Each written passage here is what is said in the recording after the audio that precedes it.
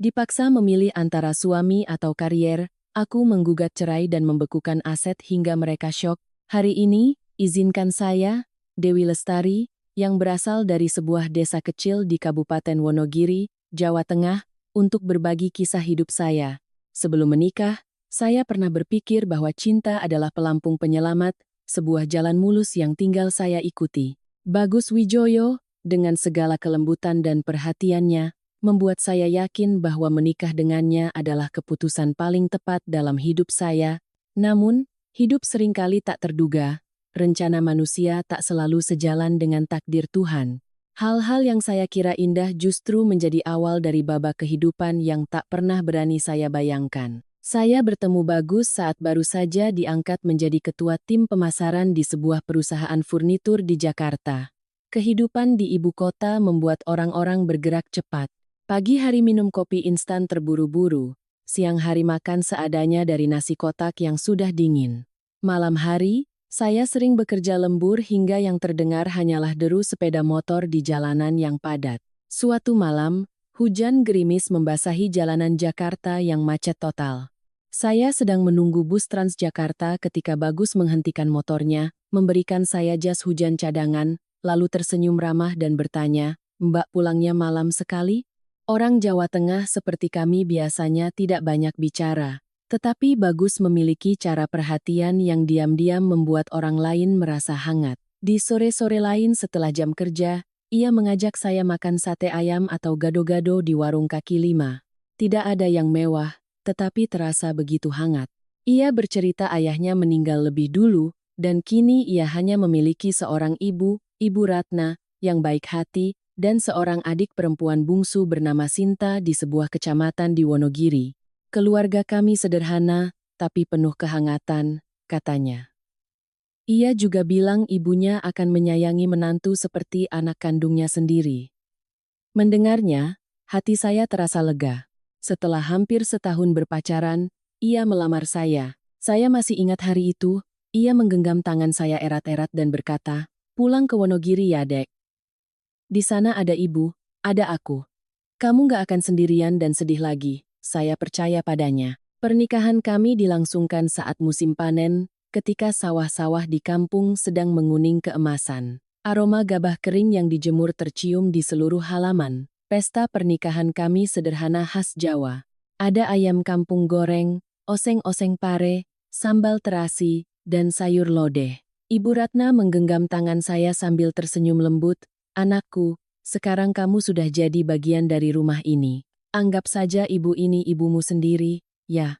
Saya mendengarnya dengan mata berkaca-kaca, merasa sangat beruntung telah bertemu dengan orang dan keluarga yang tepat. Di awal-awal pernikahan, setiap akhir pekan saya naik bus dari Jakarta ke Wonogiri. Saya berusaha bangun lebih pagi untuk membantu Ibu Ratna menyiapkan sarapan. Kadang saya membuatkan telur dadar, kadang memasak sayur bening yang masih panas. Saya belajar menyesuaikan bumbu masakan dengan selera keluarga suami yang khas Jawa Tengah. Ibu Ratna saat itu tampak sangat bahagia, selalu memuji saya sebagai menantu yang rajin dan tahu sopan santun. Saya benar-benar percaya semua pujian itu tulus dari hatinya. Bagus juga masih sangat manis. Ia sering memboncengkan saya ke pasar kecamatan untuk membeli beberapa ikan segar, dan sesekali menyelipkan sebungkus es dawet ke tangan saya, katanya, "Biar adem, buat istriku." Saya memandangnya dan merasa masa depan kami begitu cerah. Saya mulai membayangkan memiliki anak, membayangkan sebuah rumah kecil di kaki perbukitan. Semuanya terasa seindah lukisan. Namun, saya tidak tahu bahwa senyuman pertama seseorang terkadang hanyalah lapisan tipis, dan di baliknya, badai besar sedang menanti. Benar kata pepatah, berakit-rakit ke hulu, berenang-renang ke tepian. Saya belum sadar bahwa saya akan segera menghadapi kesulitan yang begitu besar. Saat itu, karier saya sedang menanjak dan membuka banyak peluang. Saya sering harus tinggal di kantor hingga larut malam untuk mengerjakan kampanye atau rapat dengan klien. Saya sudah membicarakannya dengan Bagus, dan ia hanya tersenyum sambil berkata, "Semangat ya, nanti hari Minggu aku jemput di terminal." Hati saya terasa tenang. Percaya bahwa suami saya adalah orang yang penuh pengertian. Lalu suatu sore, saya pulang lebih malam dari biasanya. Langit mendung dan jalanan desa yang basah membuat bus bergoyang-goyang sebelum akhirnya tiba di terminal kecamatan. Saya membuka pintu rumah dan melihat Ibu Ratna sedang duduk di dekat tungku arang, cahaya api yang berkelip-kelip menyoroti wajahnya. Ia melirik saya sekilas, lalu berkata dengan nada yang sama sekali berbeda, "Menantu macam apa yang kerjanya pergi pagi pulang larut malam. Nanti kalau tetangga lihat, mereka bisa bilang keluarga ini tidak bisa mendidik anak." Saya terpaku, mengira saya salah dengar. Seminggu yang lalu, ia masih memanjakan saya seperti anak kandungnya. Hanya karena saya pulang terlambat sekali, raut wajahnya berubah begitu cepat. Saya tersenyum tipis, berusaha menjaga sopan santun. "Iya, Bu, tadi Dewi ada proyek mendadak, jadi pulangnya agak malam." Ibu tidak menatap saya, hanya berkata, "Perempuan kok terlalu gila kerja. Cepat atau lambat, yang rugi diri sendiri." Angin yang menyusup dari celah jendela membuat punggung saya merinting. Untuk pertama kalinya, saya melihat tatapan matanya tidak lagi sehangat dulu. Saya merasa ada sesuatu yang sedang berubah, perlahan tapi pasti. Dan memang benar, sejak saat itu, kehidupan saya sebagai menantu berbelok ke halaman yang lain. Halaman yang jika saya tahu sebelumnya, mungkin tidak akan pernah saya masuki. Sejak malam itu, raut wajah Ibu Ratna seolah berganti topeng baru. Dingin, kaku, dan penuh selidik. Dan cara orang tua di Jawa mengkritik itu tidak perlu dengan suara keras, cukup dengan lirikan mata saja sudah terasa sejuta makna yang memberatkan. Saya duduk di kursi, kedua tangan saya di atas paha terasa dingin membeku. Suasana di rumah mertua saat itu terasa pekat seperti kabut di puncak Gunung Lawu, terlihat sejuk, tapi saat dimasuki, kita bisa tersesat dalam kegelapan. Keesokan paginya, saya bangun lebih awal untuk memasak sarapan seperti biasa. Panci sayur lodeh di atas kompor mengepulkan uap wangi. Saya menambahkan sedikit garam dan santan agar rasanya gurih. Ibu Ratna datang, mengambil sesendok kuah, mencicipinya, lalu meletakkan sendok itu dengan keras di atas meja. Seolah-olah saya baru saja melakukan kesalahan fatal. "Di rumah ini siapa yang suka makan asin sepertimu? Mau bikin sekeluarga kena darah tinggi, ya?" Kata-katanya pelan, tapi cukup untuk mengiris hati saya. Saya buru-buru berkata, "Maaf, Bu. Lain kali Dewi akan lebih hati-hati." Tapi ia hanya mengibaskan tangannya, tatapan matanya seolah berkata, "Kamu ini cuma pintar bicara, kerjanya tidak ada yang benar." Saat itu saya menghibur diri, mungkin ibu sedang lelah atau belum terbiasa dengan saya. Tapi kemudian, 1 hari, 2 hari, 3 hari, ini bukan lagi kebetulan. Apapun yang saya lakukan, di matanya selalu salah. Saya menjemur pakaian, ia bilang cara menjemur saya salah karena matahari sore akan membuat pakaian lembab dan bau apek. Saya mencuci sayuran, ia bilang saya boros air. Di desa, air pam itu tidak murah. Tahu, saya menyapu rumah, ia bilang, menyapu itu dari dalam keluar. Dasar-dasar bersih-bersih saja tidak tahu. Saya bekerja di Jakarta, setiap akhir pekan naik bus pulang ke Wonogiri, tapi setiap kali baru melangkah melewati gerbang, saya sudah mendengar desahannya. "Enak ya jadi perempuan kota, sampai lupa sama rumah dan suami." Sambil berkata begitu, ia menatap saya, seolah menunggu reaksi saya. Kata orang, air menetes terus-menerus bisa melubangi batu. Setiap hari disindir dan diawasi, hati saya mulai retak. Saya tetap berusaha sabar karena saya pikir, sebagai menantu, saya harus mengalah. Di kampung saya, orang tua sering menasihati, masuk kandang kambing mengembik, masuk kandang kerbau menguak. Artinya, di rumah suami, kita harus mengikuti aturan mereka. Tapi semakin saya mencoba melenturkan diri, saya merasa seperti sebatang bambu diterpa angin kencang, terlalu bengkok, suatu saat pasti akan patah. Suatu hari, saat saya baru tiba di halaman, saya melihat Ibu Ratna sedang berbicara dengan tetangga sebelah. Suaranya pelan, tapi setiap katanya terdengar jelas. "Menantuku itu, loh, terlalu gila kerja. Suami di rumah dibiarkan, setiap hari sibuk sendiri. Perempuan kok hidupnya seperti laki-laki." Saya berdiri beberapa langkah di belakangnya, Mendengar setiap kata itu hingga telinga saya berdengung. Rasanya seperti ada yang menyiram sember air es ke punggung saya. Saya tidak tahu sejak kapan ia berkata seperti itu, saya juga tidak tahu apa yang sudah dibicarakan oleh para tetangga. Yang saya tahu, hati saya terasa berat seperti batu. Saya masuk ke dalam rumah, menasihati diri sendiri untuk tidak memikirkannya. Tapi malam itu, berbaring di samping Bagus, saya memunggunginya tanpa bisa berkata apa-apa. Saya menunggunya untuk menenangkan saya, atau setidaknya mengucapkan beberapa kata untuk mengurangi rasa sedih saya. Tapi ia hanya menghela napas dan berkata satu kalimat, "Ibu kan sudah tua. Sifatnya memang begitu. Jangan dimasukkan ke hati, Dek. Sebagai perempuan terkadang kita tidak butuh seorang pria membela kita mati-matian. Kita hanya butuh mereka berdiri di pihak kita." Tapi cara Bagus berbicara seolah-olah semua ini sepenuhnya salah saya. Tenggorokan saya tercekat. Saya bertanya pelan, "Mas tidak merasa kalau ibu agak keterlaluan sama aku?" Bagus terdiam cukup lama, lalu menjawab, "Coba kamu yang sedikit berubah. Sudah jelas." Ia tidak melihat mana yang benar dan mana yang salah. Ia hanya ingin saya diam agar semuanya berjalan sesuai keinginan ibunya.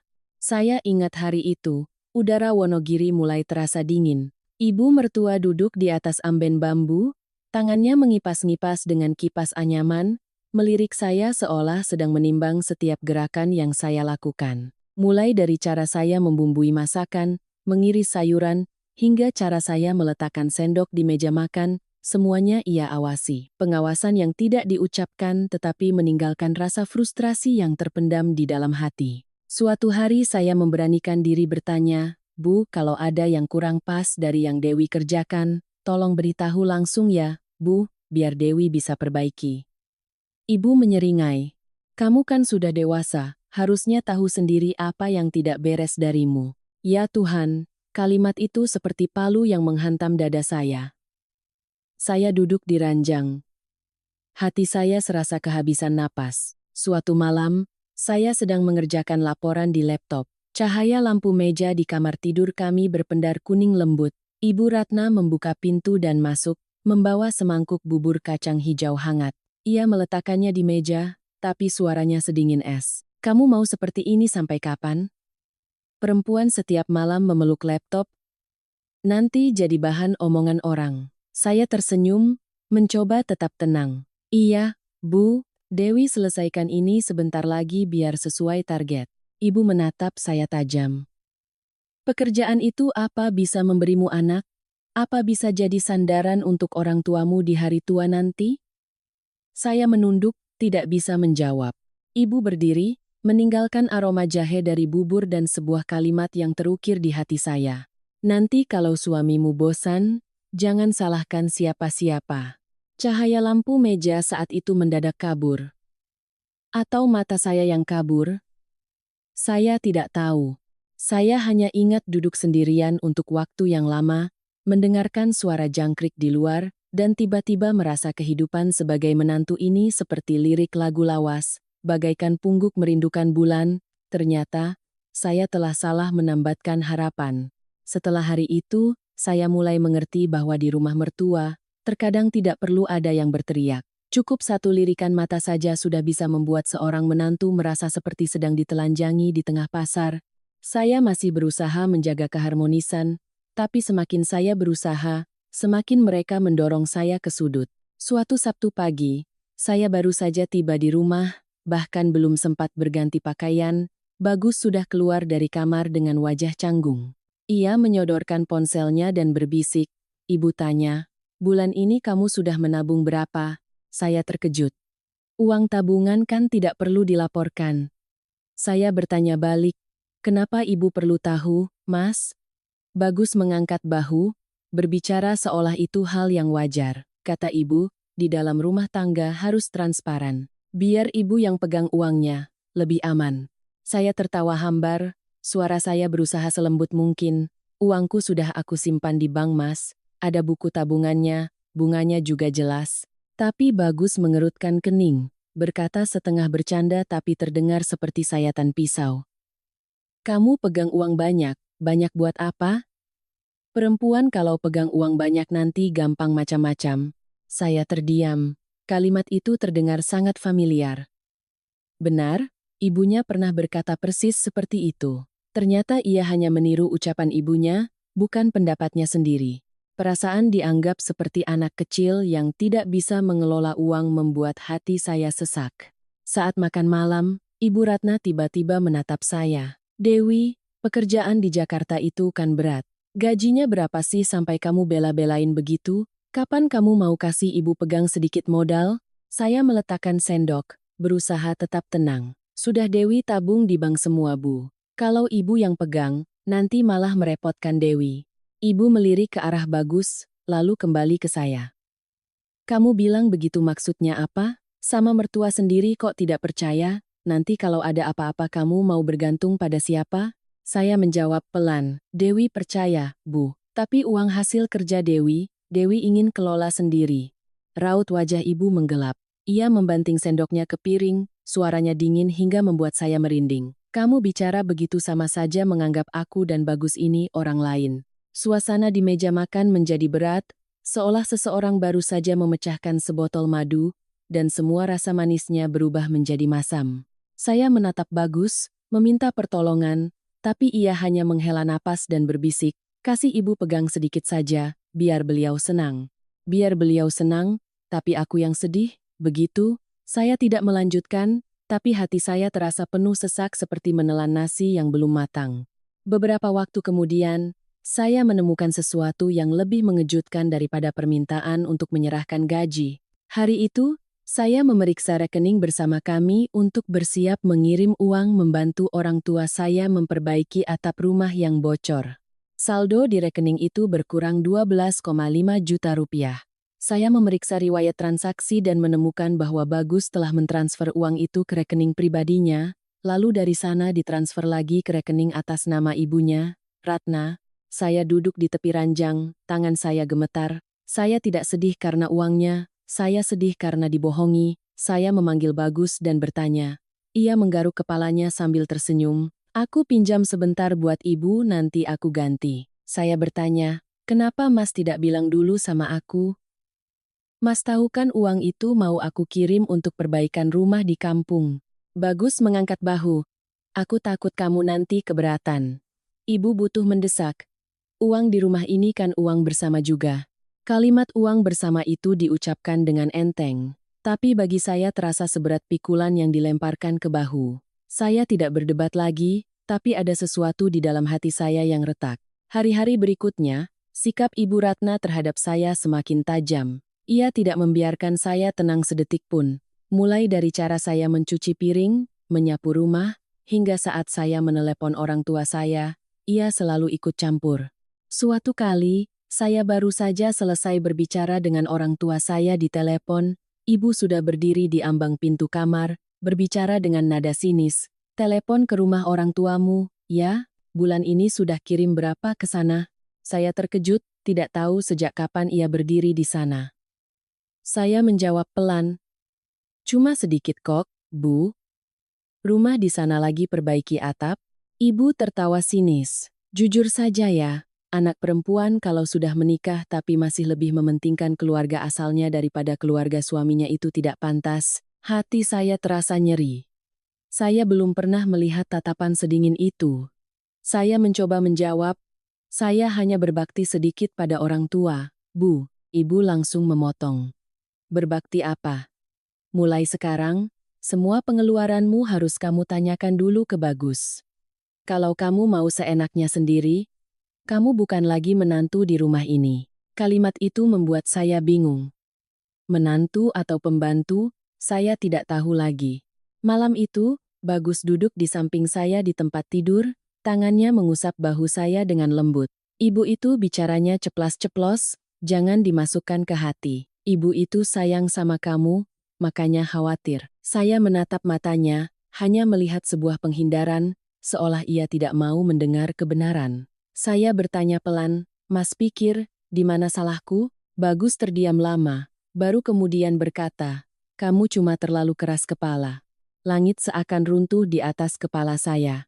Saya berusaha menelan air mata. Ternyata selama ini saya berjuang sendirian. Suami saya berdiri di samping saya, tetapi tidak pernah benar-benar di pihak saya.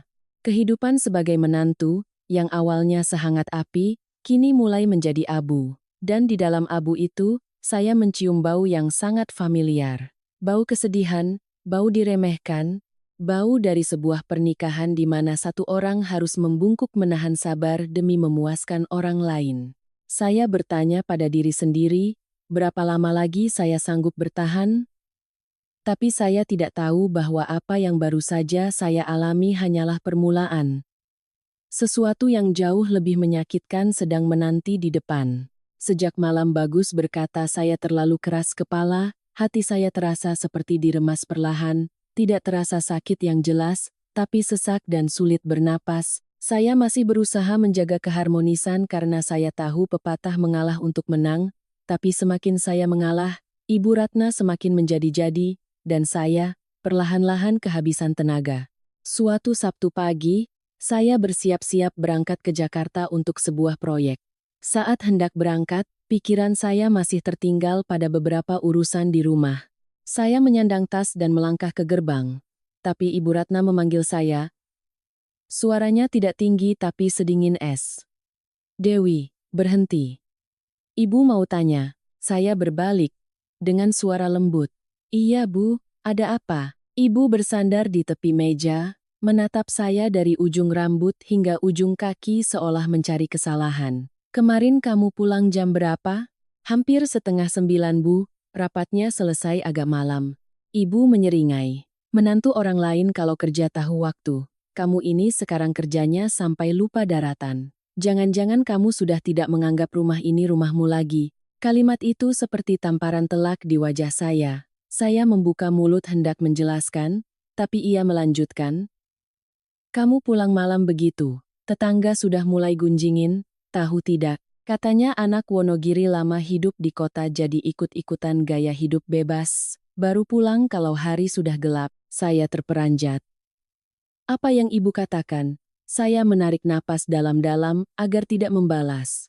Saya tahu, satu kata yang salah saja, ia akan melimpahkan semua kesalahan pada saya. Dengan sopan saya berkata, "Saya benar-benar ada pekerjaan, Bu." Ibu mengibaskan tangannya, tatapannya setajam pisau. "Kerja, kerja," muak aku mendengarnya. "Perempuan sudah bersuami itu urusan rumah tangga nomor 1. Kalau bukan kamu yang urus bagus, siapa lagi? Kamu mau membuatnya jadi suami yang kesepian?" Tenggorokan saya tercekat. Setelah menahan sekian lama, rasanya ingin sekali berteriak. Tapi saya menahannya. Ibu mertua saya sangat tidak suka jika ada perempuan yang membantah. Saya menunduk, "Saya izin berangkat kerja dulu Bu. Nanti terlambat." Baru saja saya berbalik, saya mendengar suaranya yang membuat merinding. "Kamu perbaiki dirimu baik-baik. Kalau kelakuanmu masih begini," Ibu peringatkan, "pernikahan ini tidak akan bertahan lama." Saya berhenti sejenak, hati saya campur aduk antara sedih dan sakit hati. Baru beberapa bulan menjadi menantu, saya sudah harus mendengar kata-kata seberat itu. Sore harinya saya pulang lebih awal dari biasanya. Langit Wonogiri saat itu kelabu, awan gelap menggantung rendah seolah pertanda buruk. Saat saya melangkah masuk ke halaman, saya mendengar tawa cekikikan adik ipar saya, Sinta, bersama beberapa tetangga yang sedang bergosip di depan gerbang. Seorang tetangga berkata cukup keras agar saya bisa mendengarnya. "Si Dewi, menantunya Bu Ratna itu, akhir-akhir ini pulangnya malam terus, ya? Suaminya kan ganteng, hati-hati nanti digoda orang lain." Sebelum ia selesai bicara, Sinta sudah tertawa nyaring. "Halah, Mbak Dewi itu kan sibuk terus, gayanya kayak orang penting saja." Saya membeku. Sinta melihat saya muncul, ia terdiam sejenak, tapi dalam sekejap raut wajahnya kembali santai, seolah tidak terjadi apa-apa. Saya bertanya, "Sinta, kamu lagi bicara apa?" Ia mengangkat bahu. "Nggak ada apa-apa Mbak, siapa juga yang ngomongin Mbak, jangan sensitif gitu, dong." Suaranya setajam jarum, kata-katanya ringan tapi menusuk, para tetangga mulai bubar. Tatapan mereka pada saya seolah-olah sayalah pembawa aib. Saya menggigit bibir dan masuk ke dalam rumah. Di dapur, Ibu Ratna sedang mengiris sayuran.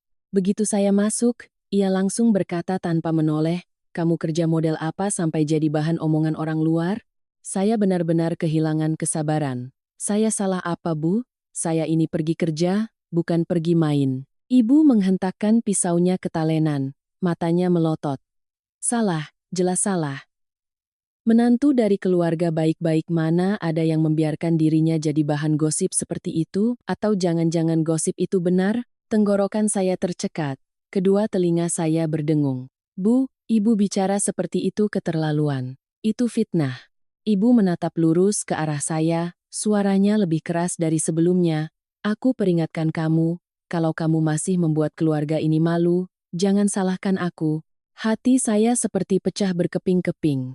Dulu ia memperlakukan saya seperti anak kandungnya, sekarang yang ada hanya sindiran dan kecurigaan. Saya berusaha menjaga suara saya tetap tenang. "Kalau Ibu tidak percaya pada saya tidak tahu harus bagaimana lagi." Ibu hanya membalas satu kalimat. "Mau hidup bagaimana itu urusanmu, asal jangan seret anakku ikut sengsara denganmu, itu saja sudah cukup." Saya berbalik, air mata jatuh satu persatu. Terasa panas. Malam itu Bagus pulang terlambat. Saya menunggunya untuk berbicara empat mata. Tapi yang saya dapatkan hanyalah sikap acuh tak acuh yang dingin. Setelah Bagus berganti pakaian, saya berkata lembut, "Mas, hari ini Ibu bicara kasar sekali sama aku. Bisa dengarkan aku sebentar?" Ia duduk, dengan santai membuka ponselnya. "Ibu bilang apa?" Saya menelan ludah. "Ibu bilang aku pulang malam-malam jadi bahan gosip tetangga." "Aku sedih sekali, Mas." Bagus tidak menatap saya, hanya menjawab singkat. "Biarin saja mereka. Kamu nggak usah peduli." Saya mengepalkan tangan. Tapi Ibu juga curiga sama aku. Kali ini ia mengangkat kepala, tapi tatapannya bukan membela saya, melainkan menyalahkan. "Jujur saja, Dek, akhir-akhir ini kamu juga terlalu tegang, masalah sepele dibesar-besarkan." Saya terperangah. "Mas pikir aku membesar-besarkan masalah?" Ia menghela napas, suaranya sedingin air sumur. "Coba kamu lihat dirimu sendiri. Ibu bicara begitu kan karena khawatir. Kamu sering pulang malam, jarang peduli urusan rumah, wajar kalau Ibu sedih." Saya menatapnya seperti melihat orang asing. Ternyata orang yang selama ini saya andalkan justru menjadi orang yang mendorong saya paling dalam. Suara saya bergetar. "Mas juga berpikir aku yang bermasalah?" Ia berdiri dengan kesal. "Kamu ini terlalu sensitif, bikin capek diri sendiri saja." Kalimat itu menusuk tepat di jantung saya. Saya terdiam, air mata jatuh tak tertahankan. Saya tidak tahu apa salah saya hingga kini saya dianggap bersalah oleh seluruh dunia. Saat itu, saya mulai memahami satu hal yang menyakitkan. Saya bersusah payah menjadi menantu yang baik, tetapi hanya dengan satu bisikan dari tetangga, semua usaha itu lenyap tak berbekas. Dan ibu mertua saya sepertinya sedang menunggu momen yang tepat untuk mulai mengencangkan jeratnya. Saya bisa merasakan dengan jelas, kedamaian rapuh yang saya coba pertahankan perlahan-lahan mulai sirna. Saya pikir masalahnya akan berhenti pada gunjingan dan tatapan sinis.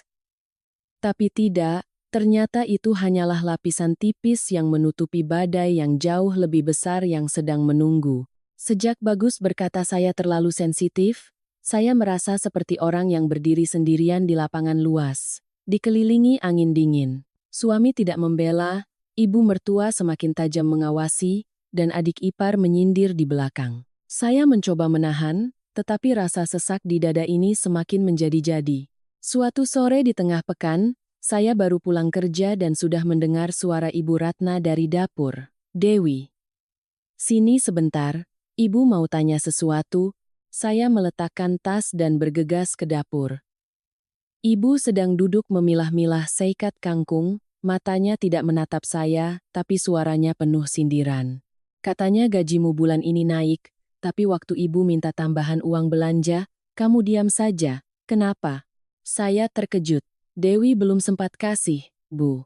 Nanti malam Dewi transfer." Ibu mengangkat kepala, bibirnya menipis. "Transfer buat apa?" "Kasih uang tunai saja, ke Ibu." Saya sedikit terdiam. "Tapi biasanya Dewi transfer biar gampang catat pengeluaran, Bu." Ibu tertawa sinis. Catat buat apa? Kamu mau hitung-hitungan sama mertua? Saya terdiam. Satu kalimat itu saja sudah cukup membuat tenggorokan saya tercekat. Saya tidak berdebat lagi, hanya diam-diam mengeluarkan dompet dan meletakkan 2 juta rupiah di atas meja kayu. Ibu melihat uang itu lalu mengerutkan kening. Gajimu segitu cuma kasih segini? Selama ini berapa banyak yang kamu kirim ke orang tuamu? Saya benar-benar terpaku. Bagaimana ibu bisa tahu? Ibu menatap tajam ke mata saya, mengucapkan setiap kata dengan perlahan. Kemarin ibu lihat di ponselmu ada notifikasi transfer ke kampungmu. Apa orang tuamu semiskin itu sampai setiap bulan harus kamu kirimi uang? Jantung saya berdebar kencang, kedua tangan saya terkepal. Dewi cuma kirim sedikit, Bu. Ayah dan ibu di kampung sudah tua, apa yang bisa Dewi bantu ya Dewi bantu. Ibu langsung memotong. Bantu orang tuamu, lalu apa yang tersisa untuk keluarga suamimu? Kamu pikir kamu lebih pintar dari orang lain? Tenggorokan saya tercekat. Ibu berbicara seolah saya melakukan dosa besar. Orang tua yang melahirkan saya, Bu. Wajar kalau saya berbakti sedikit. Ibu tertawa kering. Anak perempuan kalau sudah menikah itu harusnya mengutamakan keluarga suami. Apa tidak ada yang mengajarimu begitu? Saat itu mata saya terasa panas, tapi saya berusaha tetap tenang. Saya berkata pelan, saya tidak pernah lupa tanggung jawab saya di rumah ini, Bu. Ibu melotot, tapi kamu lupa tanggung jawabmu sebagai istri. Anakku akhir-akhir ini kurusan. Kamu sadar tidak? Hati saya mencelos. Bagus memang kurusan, tapi kenapa? Saya tahu persis ia sering begadang main game online dan makannya tidak teratur, bukan karena saya. Tapi Ibu Ratna tidak memberi saya kesempatan untuk menjelaskan. Ia berdiri dan meletakkan setumpuk kertas di atas meja. Lihat ini, uang pasar, tagihan listrik, air, gas. Kamu jadi menantu di sini tapi belum pernah bayar apa-apa untuk rumah ini? Saya melihat tumpukan tagihan itu, hati saya sesak. Banyak biaya yang selama ini Bagus urus sendiri, saya tidak punya hak ikut campur.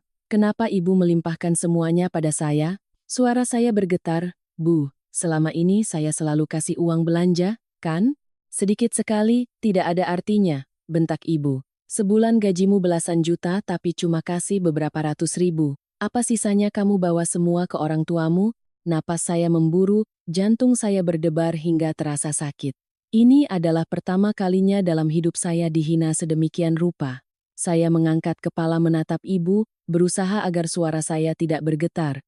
Bu, ibu bicara seperti itu keterlaluan. Saya tidak pernah mengambil sepeser pun uang dari rumah ini. Ibu melipat tangan di dada, mengajukan pertanyaan seperti perintah. Kalau begitu, coba perlihatkan semua mutasi rekeningmu ke ibu. Saya terdiam membisu. Bu, mutasi rekening itu urusan pribadi saya. Tatapan ibu setajam silet, pribadi? Kamu tinggal di rumah ini, apalagi yang pribadi? Atau kamu takut ketahuan? Tenggorokan saya tercekat, kedua tangan saya saling meremas hingga memutih. Sebuah pepatah terlintas di kepala saya, seolah untuk menenangkan diri. Siapa menanam kebaikan, akan menuai kebaikan. Tapi kenapa saya terus berbuat baik tapi tidak pernah menemukan kebaikan itu? Malam itu Bagus pulang. Saya menceritakan semuanya, hati saya masih gemetar. Setelah mendengar, ia tidak membela, tidak melindungi, hanya menghela napas dengan datar. Kamu kasih saja ibu lihat mutasi rekeningnya biar masalahnya selesai. Kalau ibu curiga terus begini kan capek. Saya menatapnya dan merasa jantung saya seperti diremas. Itu rekening pribadiku. Mas juga mau lihat. Bagus ragu sejenak, lalu mengucapkan kalimat yang tidak akan pernah saya lupakan. Kamu kan istriku, kalau ada yang kamu sembunyikan dari aku, apa itu masih bisa disebut suami istri? Menyembunyikan atau sekadar punya hak untuk privasi? Saya tertawa sedih.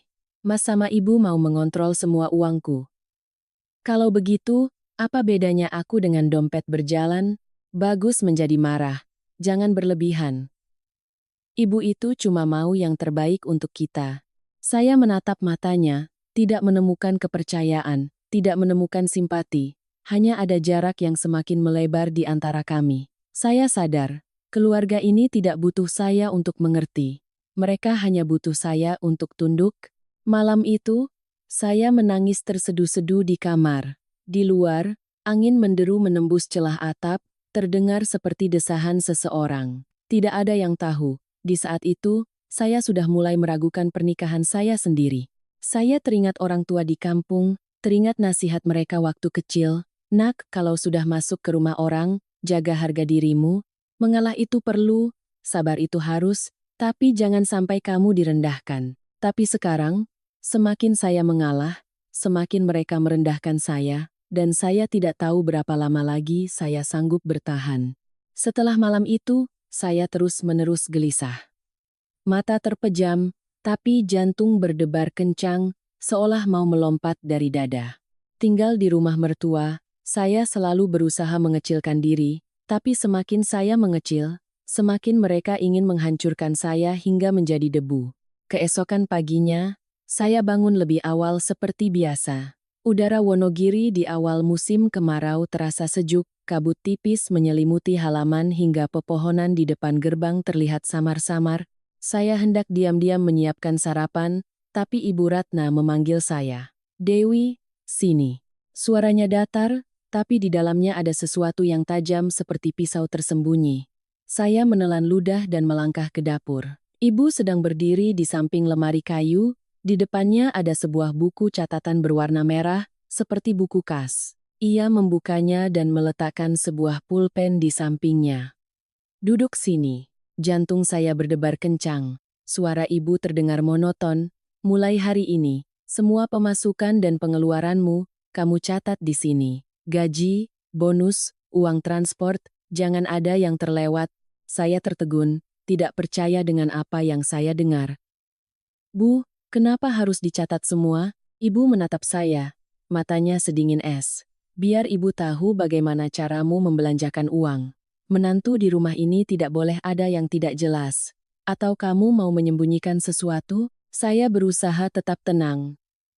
"Tapi saya sudah bilang, Bu. Itu rekening pribadi saya." Suara ibu meninggi. "Pribadi apa? Kamu tinggal di rumah ini, ya harus ikut aturan rumah ini." Kalimat itu menghantam telinga saya seperti petir. Saya mengepalkan tangan yang mulai bergetar. Saya tidak mau berdebat, tapi diperlakukan seperti ini, dikontrol setiap sennya, rasanya begitu memalukan hingga ingin lari. Ibu melanjutkan.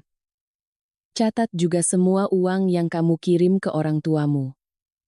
Berapa jumlahnya, kapan dikirim, untuk siapa, ibu harus tahu semuanya."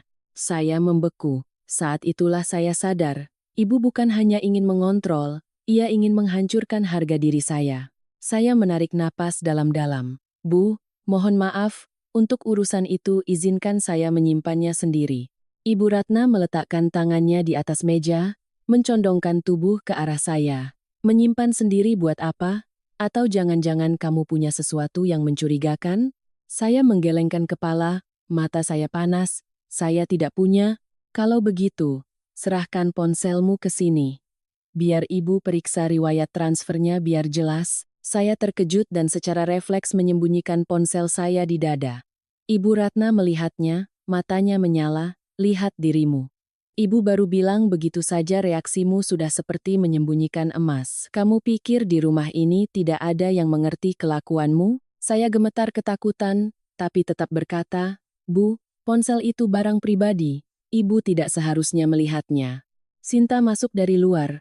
Dengan nada sinis, "Mbak, ini kenapa sih? Rahasia banget, ponselku ini loh, Mbak boleh lihat sepuasnya." "Apa jangan-jangan Mbak menyembunyikan sesuatu?" Saya menggigit bibir, terlalu lelah untuk berdebat dengan adik ipar yang selalu menganggap saya sebagai duri dalam daging. Ibu Ratna melirik Sinta, lalu kembali menatap saya. "Dewi, kamu punya dua pilihan. 1. Serahkan ponselmu. 2. Biar ibu sendiri yang bicara dengan orang tuamu di kampung, biar mereka tahu bagaimana cara mereka mendidik anak." Kalimat itu seperti pisau yang menusuk lurus ke jantung saya. Napas saya memburu, suara saya tercekat. "Bu, Tolong jangan libatkan orang tua saya. Ibu tertawa sinis. Kalau kamu nurut, buat apa ibu melibatkan mereka? Saya berdiri tak bergerak. Saya tahu betul, orang-orang di kampung saya sangat menjunjung tinggi kehormatan. Jika ibu datang ke sana dan berbicara yang tidak-tidak, orang tua saya pasti akan sangat sedih hingga jatuh sakit. Rasa sakit hati ini naik hingga ke tenggorokan. Saya berbisik, saya mohon, saya tidak bisa memberikan ponsel saya. Ibu memukul meja dengan keras hingga Sinta terlonjak. Kamu menantang ibu? Saya mundur selangkah. Air mata sudah di pelupuk mata. Bu, tolong jangan paksa saya seperti ini. Ibu maju selangkah mendekati saya. Ibu belum memaksa. Tapi kalau kamu masih keras kepala, jangan salahkan ibu kalau bertindak lebih jauh. Saat itu, Bagus masuk dari halaman. Saya bernapas lega, mengira ia akan menengahi. Siapa sangka, tanpa tahu apa-apa, ia sudah mengerutkan kening. Ada apa ini ribut-ribut? Ibu sama Sinta kenapa sampai Dewi menangis? Saya menatap suami saya, berharap satu kalimat pembelaan, satu saja. Tapi ia justru menoleh ke saya dan menghela napas. Kamu ini kenapa lagi? Kenapa selalu bikin ibu pusing? Saya merasa seperti disambar petir. Ibu Ratna langsung menyahut. Ibu minta lihat ponselnya. Dia bilang itu privasi. Dia menyembunyikan apa? Kamu bisa pikir sendiri. Bagus menatap saya dengan curiga. Dewi, kasih saja ibu lihat biar selesai. Kamu begini terus. Aku jadi serba salah. Saya menggigit bibir dengan keras hingga berdarah. Perasaan itu sakit sekaligus pedih. Suara saya tercekat. Mas juga curiga sama aku? Bagus tidak menjawab, tapi diamnya sudah cukup untuk saya mengerti. Saya menatap ketiga orang di depan saya, merasa seperti orang asing yang dikepung oleh tiga pasang mata yang menghakimi. Saya mundur ke arah pintu, menyeka air mata. Kalau di rumah ini tidak ada yang percaya sama aku harus bagaimana lagi? Ibu Ratna langsung menjawab. Kamu itu menantu, ya harus bisa membuat orang percaya. Kalau hidupmu tidak jelas begitu, siapa yang bisa percaya? Sinta berdiri melipat tangan, berbisik tapi sengaja agar saya dengar.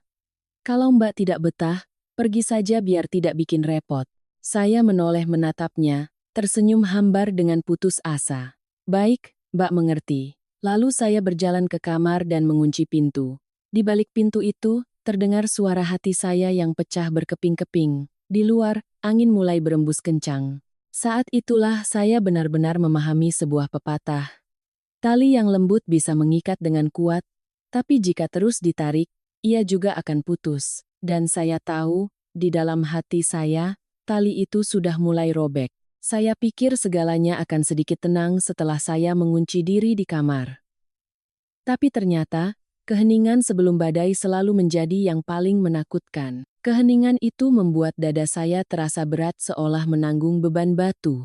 Saya berbaring meringkuk di ranjang kecil, menatap langit-langit kamar yang mulai berjamur, sementara hati saya bergejolak. Kamar sempit itu bukan lagi tempat tinggal, melainkan kotak yang penuh dengan desah napas yang tertahan selama bertahun-tahun.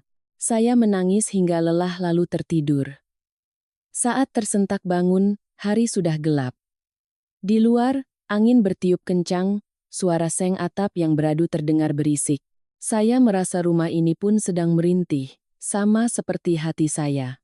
Beberapa saat kemudian, terdengar ketukan di pintu. Dewi buka, kita perlu bicara. Itu suara Bagus. Saya menyeka air mata, tapi tangan saya masih gemetar. Saya membuka pintu, berdiri menyamping. Bagus masuk, wajahnya tidak senang, tidak juga sedih, melainkan ekspresi lelah yang acuh tak acuh. Ia duduk di tepi ranjang lalu berkata, kamu begini bikin sekeluarga jadi tidak enak. Saya tertawa hambar. Sekeluarga tidak enak. Lalu aku bagaimana, Mas? Apa aku ini bagian dari keluarga? Bagus mengerutkan kening. Kenapa bicaramu jadi setajam ini? Ibu itu cuma mau yang terbaik untuk kita. Kamu pegang erat-erat ponselmu, wajar kalau orang curiga. Saya menatapnya. Rasa sakit di mata saya begitu dalam hingga saya sendiri takut. Mau yang terbaik tapi memeriksa ponsel menantunya, mengontrol setiap rupiah yang aku hasilkan, mengawasi bahkan uang yang aku kirim untuk orang tuaku, Itu namanya mau yang terbaik? Bagus menghela napas, mengusap keningnya. Kalau kamu bicaranya begitu, aku tidak tahu harus jawab apa. Tapi sifat ibu memang begitu, kamu harusnya mengerti. Tenggorokan saya tercekat. Mengerti sampai aku tidak boleh punya privasi sedikit pun? Bagus terdiam. Beberapa saat kemudian ia berdiri. Kalau kamu terus-terusan begini, tidak akan ada yang betah di rumah ini. Coba kamu introspeksi diri. Kalimat itu seolah menyiram seember air es ke tubuh saya. Ia selesai bicara lalu keluar. Tidak ada genggaman tangan, tidak ada bujukan, pintu tertutup pelan, tapi cukup untuk membuat hati saya retak lebih dalam. Malam itu saya tidak bisa makan. Saya turun ke dapur untuk mengambil segelas air, lalu mendengar suara Ibu Ratna dan Sinta sedang berbicara di ruang tengah. Sinta berbisik. Sudah aku bilang kan, Bu, Mbak Dewi itu tidak akan nurut. Kerjanya keluar terus, uangnya tidak jelas. Aku curiga dia itu kebanyakan gaul jadi rusak. Ibu Ratna menjawab dengan suara dingin. Sudah Ibu awasi dia dari lama. Anakku itu kalau tidak menikah hidupnya tenang, sejak menikah jadi begini, kalau bukan karena istrinya yang tidak benar, karena siapa lagi? Tangan saya gemetar, gelas di tangan saya hampir jatuh. Sinta tertawa cekikikan. Jangan-jangan dia punya simpanan di Jakarta? Perempuan kalau menyembunyikan ponsel itu pasti ada apa-apanya, Bu. Saya berdiri membeku. Setiap kata yang mereka ucapkan jatuh ke telinga saya seperti hantaman palu. Ibu Ratna menghela napas. Lihat saja nanti. Kalau dia masih macam-macam, aku akan kumpulkan keluarga besar untuk bicara dengannya. Biar kita lihat apa dia masih bisa angkat kepala. Saya mundur perlahan, jantung saya berdebar seperti jenderang perang. Perasaan didesak ke jalan buntu membuat saya mual. Saya tidak pernah melakukan kesalahan apapun, tapi mereka menciptakan sebuah cerita untuk menjebak saya, untuk memaksa saya tunduk. Saya kembali ke kamar, memeluk kepala, air mata jatuh seperti hujan.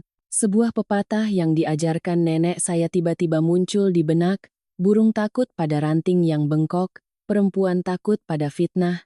Belum pernah saya merasakan kebenaran pepatah itu sedalam ini. Keesokan harinya, saya tetap berusaha berangkat kerja seperti biasa, tapi pikiran saya kacau balau. Baru saja tiba di kantor, saya menerima pesan dari rekan di bagian akuntansi.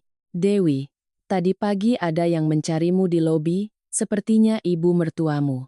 Kelihatannya beliau bertanya-tanya ke resepsionis dengan nada keras. Saya terdiam. Kenapa ibu sampai datang ke kantor saya? Tepat saat itu, telepon saya berdering dari nomor tak dikenal. Saya mengangkatnya, suara resepsionis di seberang sana. Mbak Dewi, ada seorang ibu yang mengaku sebagai mertua Mbak di lobi. Beliau memaksa ingin bertemu Mbak, kami di sini jadi serba salah. Saya merasa jantung saya jatuh ke dasar perut. Tidak, ibu tidak boleh melakukan ini pada saya. Tidak boleh mempermalukan saya di tempat kerja saya. Saya berkata cepat. Tolong tenangkan beliau di sana, jangan biarkan naik ke atas. Saya segera turun. Saya bergegas menuruni tangga darurat. Jantung saya berdebar seperti guntur. Begitu tiba di lobi, saya melihat Ibu Ratna berdiri di tengah keramaian, tangan terlipat di dada, wajahnya penuh dengan ekspresi menuduh. Karyawan lain melihatnya, lalu menatap saya dengan pandangan campur aduk, penasaran, kasihan, dan curiga. Saya merasa harga diri saya seperti disobek-sobek. Ibu Ratna menatap saya, berbicara cukup keras agar seluruh lobi bisa mendengar. Dewi, hebat sekali kamu. Kamu bersembunyi di kantor untuk menutupi urusan pribadimu dengan suamimu, tapi kamu lupa kalau ibu mertuamu ini masih hidup. Karyawan di sekitar mulai berbisik-bisik. Wajah saya memanas karena malu. Saya mendekatinya, berbisik, Bu, ini tempat kerja. Tolong jangan bicara di sini. Ibu mengibaskan tangannya. Aku mau bicara di mana itu urusanku. Kamu mau mempermalukan aku di depan umum atau biar aku ceritakan saja pada semua orang soal kamu yang menyembunyikan uang dari suami dan main serong dengan laki-laki lain? Saya terpaku, suasana menjadi tegang, beberapa resepsionis ternganga. Saya hampir saja jatuh lemas. Ibu bicara apa? Saya tidak pernah melakukan itu. Ibu menyeringai dengan kejam. Kalau kamu tidak mau menyerahkan ponselmu, apa kamu masih bisa mengelak? Saya melihat sekeliling, merasa seluruh dunia runtuh, saya tidak bisa menahannya lagi. Jika saya tidak melawan, mereka akan menghancurkan saya. Saya menarik napas dalam-dalam, lalu berkata dengan jelas, suara saya tidak lagi bergetar. Ibu pulang saja. Jika ibu terus menghina saya di tempat umum seperti ini, saya akan meminta perlindungan hukum. Lobi menjadi sunyi senyap. Ibu Ratna terdiam sejenak, lalu matanya melotot. Apa? Kamu berani menuntutku? Saya menjawab, jika ibu masih mempermalukan saya seperti ini, saya benar-benar akan melakukannya. Wajah ibu memerah padam. Sinta yang ikut bersamanya mundur selangkah, takut ibunya mengamuk. Ibu menunjuk lurus ke wajah saya. Anak ini, aku bersumpah kamu akan membayar semua ini. Setelah berkata begitu, ia berbalik dan pergi dengan cepat. Saya berdiri seperti patung, dikelilingi oleh ratusan pasang mata yang sulit dibaca. Saya merasa kehormatan saya baru saja dirobek di depan seluruh kantor. Saya gemetar. Tapi di dalam getaran itu ada sebuah tekad yang membara. Untuk pertama kalinya dalam hidup saya sebagai menantu, saya tahu dengan jelas, jika saya tidak berdiri, mereka bisa menginjak-injak saya sampai mati. Dan juga untuk pertama kalinya, di dalam hati saya muncul sebuah pikiran yang sebelumnya tidak pernah berani saya pikirkan. Mungkin, sudah saatnya saya mengakhiri pernikahan ini. Saya pikir setelah insiden Ibu Ratna membuat keributan di kantor, ia akan berhenti. Tapi tidak. Ada orang-orang yang semakin dilarang, semakin ingin membuktikan kekuasaannya, dan Ibu Ratna adalah tipe orang seperti itu. Siang keesokan harinya, saya sedang memeriksa laporan ketika ponsel saya bergetar tanpa henti. Pesan panggilan, notifikasi datang bertubi-tubi seperti hujan es. Saya membuka media sosial dan terkejut. Adik ipar saya, Sinta, telah mengunggah sebuah tulisan panjang dengan nada menyindir. Keluarga kami punya kakak ipar tapi seperti tidak punya. Selalu pakai alasan kerja untuk menelantarkan suami. Uangnya dirahasiakan, setiap malam chat dengan orang lain. Benar-benar malu sama tetangga. Di bawahnya, ada sebuah foto hasil editan yang menunjukkan saya sedang berdiri bersama kepala divisi di acara akhir tahun kantor. Sudut pengambilan gambar itu membuat orang yang melihatnya bisa salah paham. Sinta bahkan menambahkan, perempuan yang benar-benar sayang suami tidak akan hidup seperti itu. Saya membeku, seluruh tubuh saya gemetar. Jelas ini adalah serangan yang telah direncanakan dengan matang. Ini bukan lagi konflik keluarga, tapi pencemaran nama baik secara terbuka. Seorang rekan kerja bertanya pelan, Dewi, kamu tidak apa-apa. Kenapa di media sosial ramai membicarakanmu? Saya terduduk di kursi, tangan saya dingin. Keringat mengalir seolah baru saja berlari di bawah terik matahari. Tepat saat itu, bagian HRD memanggil saya. Saya melangkah ke ruangan itu dengan kaki yang terasa lemas. Ibu Rina, kepala HRD, menunjukkan layar komputernya pada saya. Mereka sudah membaca tulisan Sinta, sudah melihat rekaman CCTV saat Ibu Ratna datang ke gerbang perusahaan kemarin. Ibu Rina menatap saya dengan serius. Dewi, kamu perlu menjelaskan masalah ini. Perusahaan tidak ingin nama baik karyawan tercemar, tapi kami juga perlu memahami apa yang sebenarnya terjadi padamu. Suara saya tercekat. Bu, ini semua salah paham. Ibu mertua saya sengaja memfitnah saya.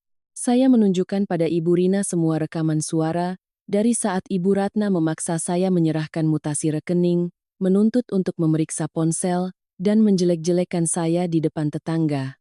Semua itu sudah saya rekam karena firasat saya sudah tidak enak sejak lama. Ibu Rina mendengarkannya lalu menghela napas. Dewi, kamu diperlakukan sangat tidak adil oleh keluarga suamimu, tapi kamu tenang saja, perusahaan tidak akan membiarkanmu dirugikan. Saya duduk di sana, air mata mengalir tak tertahankan. Selama berbulan-bulan saya menderita dalam diam. Ini adalah pertama kalinya ada yang memihak saya. Sore harinya, Divisi Hukum perusahaan mengundang saya untuk berbicara. Mereka sudah menyiapkan berita acara, meminta saya menyerahkan semua bukti terkait tindakan fitnah dan penghinaan yang dilakukan oleh Ibu Ratna dan Sinta. Perusahaan secara resmi mengirimkan pengumuman internal. Karyawan atas nama Dewi Lestari telah mengalami pencemaran nama baik yang serius. Perusahaan akan melindungi citra karyawan dan akan mengambil langkah hukum terhadap individu manapun yang melakukan pencemaran nama baik. Saya membacanya dengan tangan gemetar, bukan karena takut, tapi karena lega. Akhirnya, ada satu tempat yang menganggap saya sebagai manusia. Malam itu, saya baru saja tiba di kamar kos saya di Jakarta ketika ponsel berdering. Pengacara Budi menelepon. Ia berbicara dengan suara tegas. Mbak Dewi, sebaiknya Mbak siapkan berkas gugatan cerai dan laporan atas tindakan pencemaran nama baik. Apa yang Mbak alami adalah perbuatan yang bisa dituntut secara hukum. Saya duduk di ranjang, menatap keluar jendela malam. Suara lalu lintas Jakarta seolah menyapu bersih semua kepedihan saya. Budi melanjutkan, Mbak harus kuat. Mereka sudah merusak nama baik Mbak, tidak ada lagi yang perlu Mbak takutkan.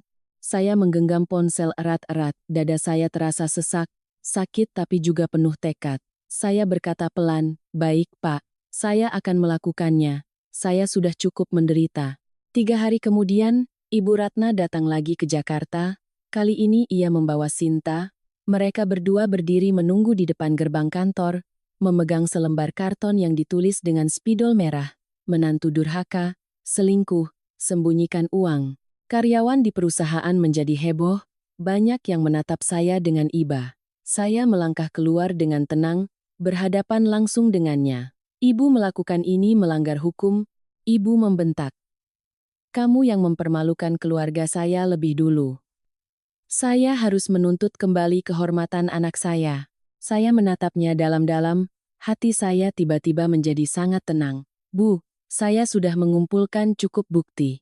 Mulai hari ini, semua yang ibu lakukan akan saya serahkan ke pengadilan untuk diselesaikan. Ibu terdiam. Sinta juga mundur selangkah. Saya melanjutkan, saya tidak akan lari lagi. Saya tidak akan membiarkan siapapun mencemarkan nama baik saya lagi. Angin meniup rambut saya. Terasa dingin tapi menyegarkan. Seolah baru saja berhasil memotong simpul yang mengikat saya selama berbulan-bulan. Di saat itu, saya tahu saya telah melangkah ke ambang batas baru dalam hidup saya. Bukan lagi sebagai menantu yang sabar, bukan lagi sebagai orang yang pasrah. Saya telah menjadi orang yang berani membela kehormatannya sendiri. Dan perang yang sesungguhnya dimulai dari sini.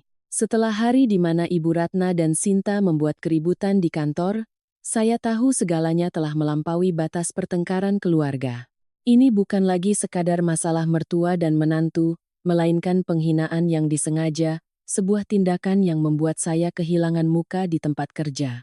Namun, justru tamparan itulah yang membuat saya sadar sepenuhnya. Saya mengerti, jika saya terus diam, mereka akan melangkah lebih jauh.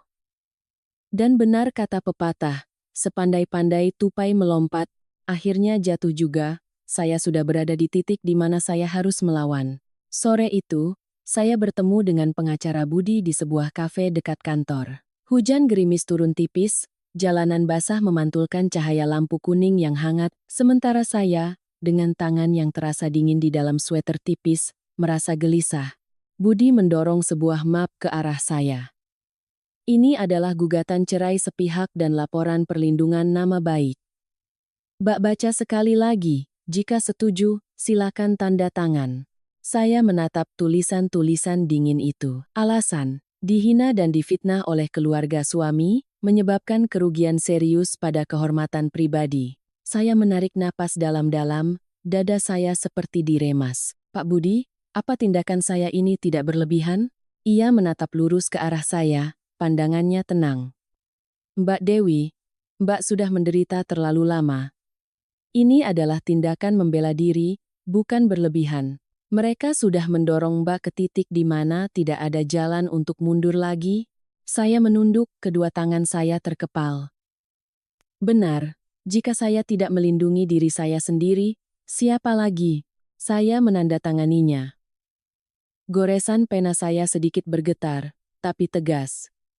Budi mengangguk. Bagus. Langkah selanjutnya adalah mengajukan permohonan pemeriksaan aset keluarga suami jika ada indikasi penggelapan. saya terkejut. Penggelapan bagaimana, Pak? Budi membuka ponselnya, menunjukkan riwayat mutasi rekening yang sudah saya kirimkan sebelumnya. Coba Mbak perhatikan. Selama setahun terakhir, setiap beberapa bulan ada sejumlah uang dari rekening bersama yang ditransfer ke rekening Bagus, dan pada hari yang sama ditransfer lagi ke rekening Ibu Ratna. Totalnya lebih dari 200 juta rupiah. Saya tertegun. Bapak pikir itu disengaja? Budi mengangguk pelan. Kemungkinannya sangat besar. Punggung saya terasa dingin, seolah ada angin yang menyusup ke dalam jantung saya. Ternyata mereka tidak hanya ingin mengontrol saya secara mental, tapi juga ingin menguras semua hasil kerja keras saya. Saya duduk terdiam selama beberapa menit, membiarkan semua kebenaran yang terungkap ini meresap ke dalam diri saya. Malam itu, saya kembali ke kos di Jakarta. Cahaya lampu kuning memantul di dinding. Kamar itu begitu sunyi hingga saya bisa mendengar suara angin yang menyelinap melalui celah jendela. Saya berbaring menatap langit-langit, hati saya kosong. Tepat saat itu, ponsel saya bergetar. Sebuah pesan dari nomor tak dikenal. Mbak, saya Tono, kerabat dari pihak suami Mbak. Ada yang perlu saya bicarakan secara pribadi. Saya sedikit bingung. Tono, saya samar-samar ingat, ia adalah sepupu jauh Bagus dari pihak ayah, orangnya pendiam dan tidak banyak bicara. Saya membalas, ada apa ya Mas? Beberapa saat kemudian, ia mengirim sebuah foto. Saat foto itu terbuka, saya merinding. Itu adalah sudut gudang di atas rumah Ibu Ratna, sebuah brankas berwarna abu-abu, pintunya sedang terbuka. Di dalamnya, tumpukan uang yang diikat dengan karet gelang tersusun rapi, ada juga beberapa buku tabungan. Tangan saya gemetar saat membalas, ini apa, Mas? Tono menjawab, kemarin rumah saya perbaiki atap, tukangnya tidak sengaja merekam video ini saat Ibu Ratna menaruh kardus di atas. Saya simpan videonya, saya pikir Mbak perlu tahu. Saya langsung duduk, jantung saya berdebar begitu kencang hingga terasa sakit. Udara di sekitar saya seolah membeku. Tono mengirim pesan lagi. Jujur saja, Mbak. Saya kasihan melihat Mbak jadi menantu di sana. Saya tidak berani ikut campur urusan keluarga, tapi melihat ini, saya tidak tega. Jadi saya kirimkan ke Mbak. Saya menatap foto itu lekat-lekat. Kemarahan membuncah, tapi bercampur dengan rasa dingin dari kekecewaan yang mendalam. Ternyata uang hasil kerja keras saya yang ditarik diam-diam itu tersimpan di gudang itu. Sementara saya disebut sebagai perempuan yang tidak bisa mengatur keuangan, diminta menunjukkan mutasi rekening, dicurigai punya simpanan rahasia. Sedangkan mereka, diam-diam menyimpan setiap rupiah yang saya kontribusikan. Hidup ini memang penuh misteri, hati manusia sulit ditebak. Keesokan paginya, saya membawa semua video dan foto itu ke pengacara Budi. Setelah melihatnya, raut wajahnya menjadi serius. Ini adalah bukti emas, jika pengadilan melakukan pemeriksaan, pihak keluarga suami akan sulit mengelak dari tuduhan penggelapan aset bersama. Saya duduk di kursi, hati saya terasa ringan sekaligus sakit. Jadi, saya tidak berhalusinasi. Saya tidak salah saat merasa bahwa saya telah diperas habis-habisan. Budi melanjutkan, sekarang kita siapkan permohonan pemeriksaan aset.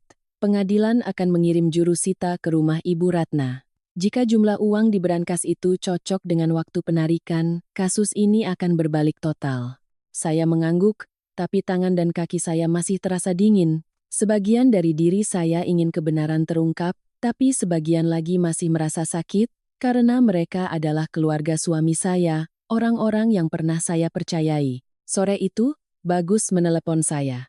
Suaranya terdengar marah. Dewi, kamu mau apa sebenarnya? Ibu bilang kamu mengancam mau menuntut. Kamu sudah gila, ya? Saya menarik napas dalam-dalam. Aku tidak mengancam, Mas.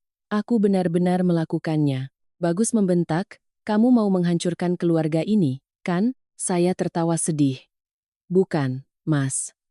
Justru keluarga Mas yang mendorongku sampai ke titik ini. Ia terdiam beberapa detik, lalu mengucapkan kalimat yang membuat hati saya membeku. Dewi, aku peringatkan kamu. Kalau kamu sampai menyentuh ibuku, aku tidak akan memaafkanmu. Saya memejamkan mata, 2 baris air mata panas mengalir. Bagus, kamu tidak pernah sekalipun memihakku. Sekalipun tidak. Ia mematikan telepon, tanpa kata tambahan. Saya menatap layar yang gelap, hati saya ikut menjadi gelap. Malam itu, saya mengemasi beberapa barang pribadi. Setiap barang mengingatkan saya pada hari-hari awal ketika saya percaya pada keluarga itu, percaya pada suami, percaya pada ibu mertua. Percaya, hingga akhirnya ditenggelamkan sampai tidak bisa bernapas.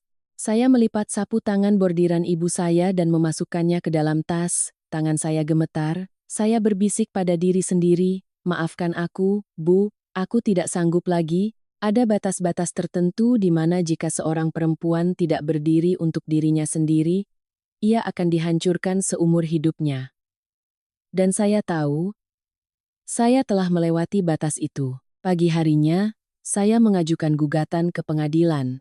Langit Jakarta berkabut, udaranya dingin menyayat kulit. Saya berdiri di depan gerbang pengadilan negeri Wonogiri, tangan saya masih gemetar, entah karena dingin atau karena keputusan terbesar dalam hidup saya.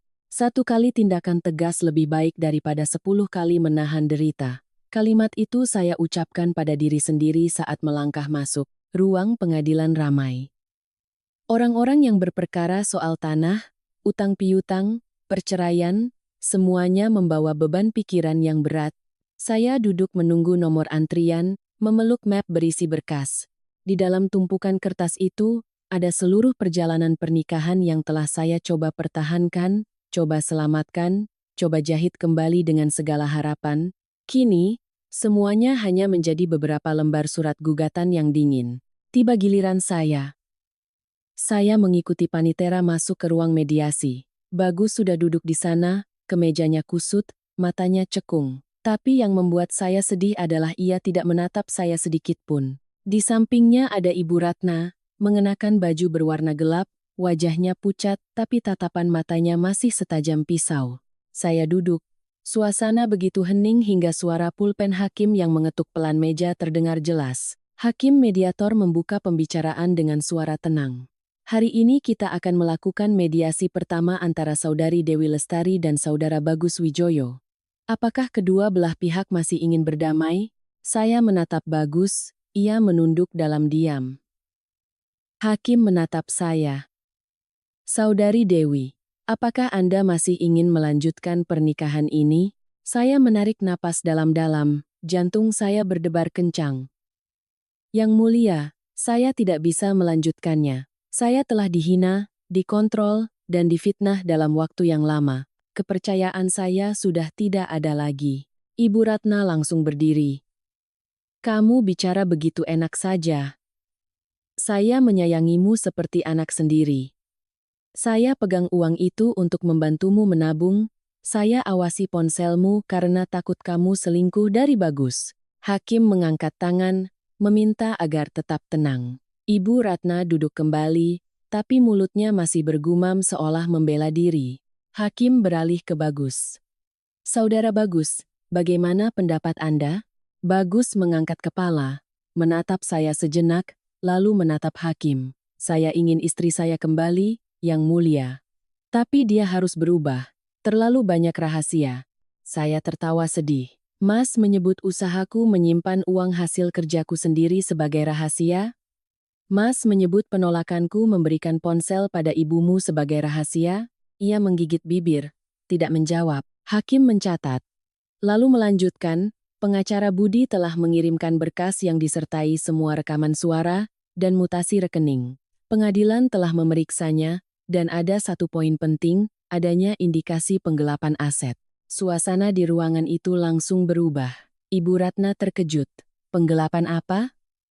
Keluarga saya tidak melakukan itu. Hakim menatapnya.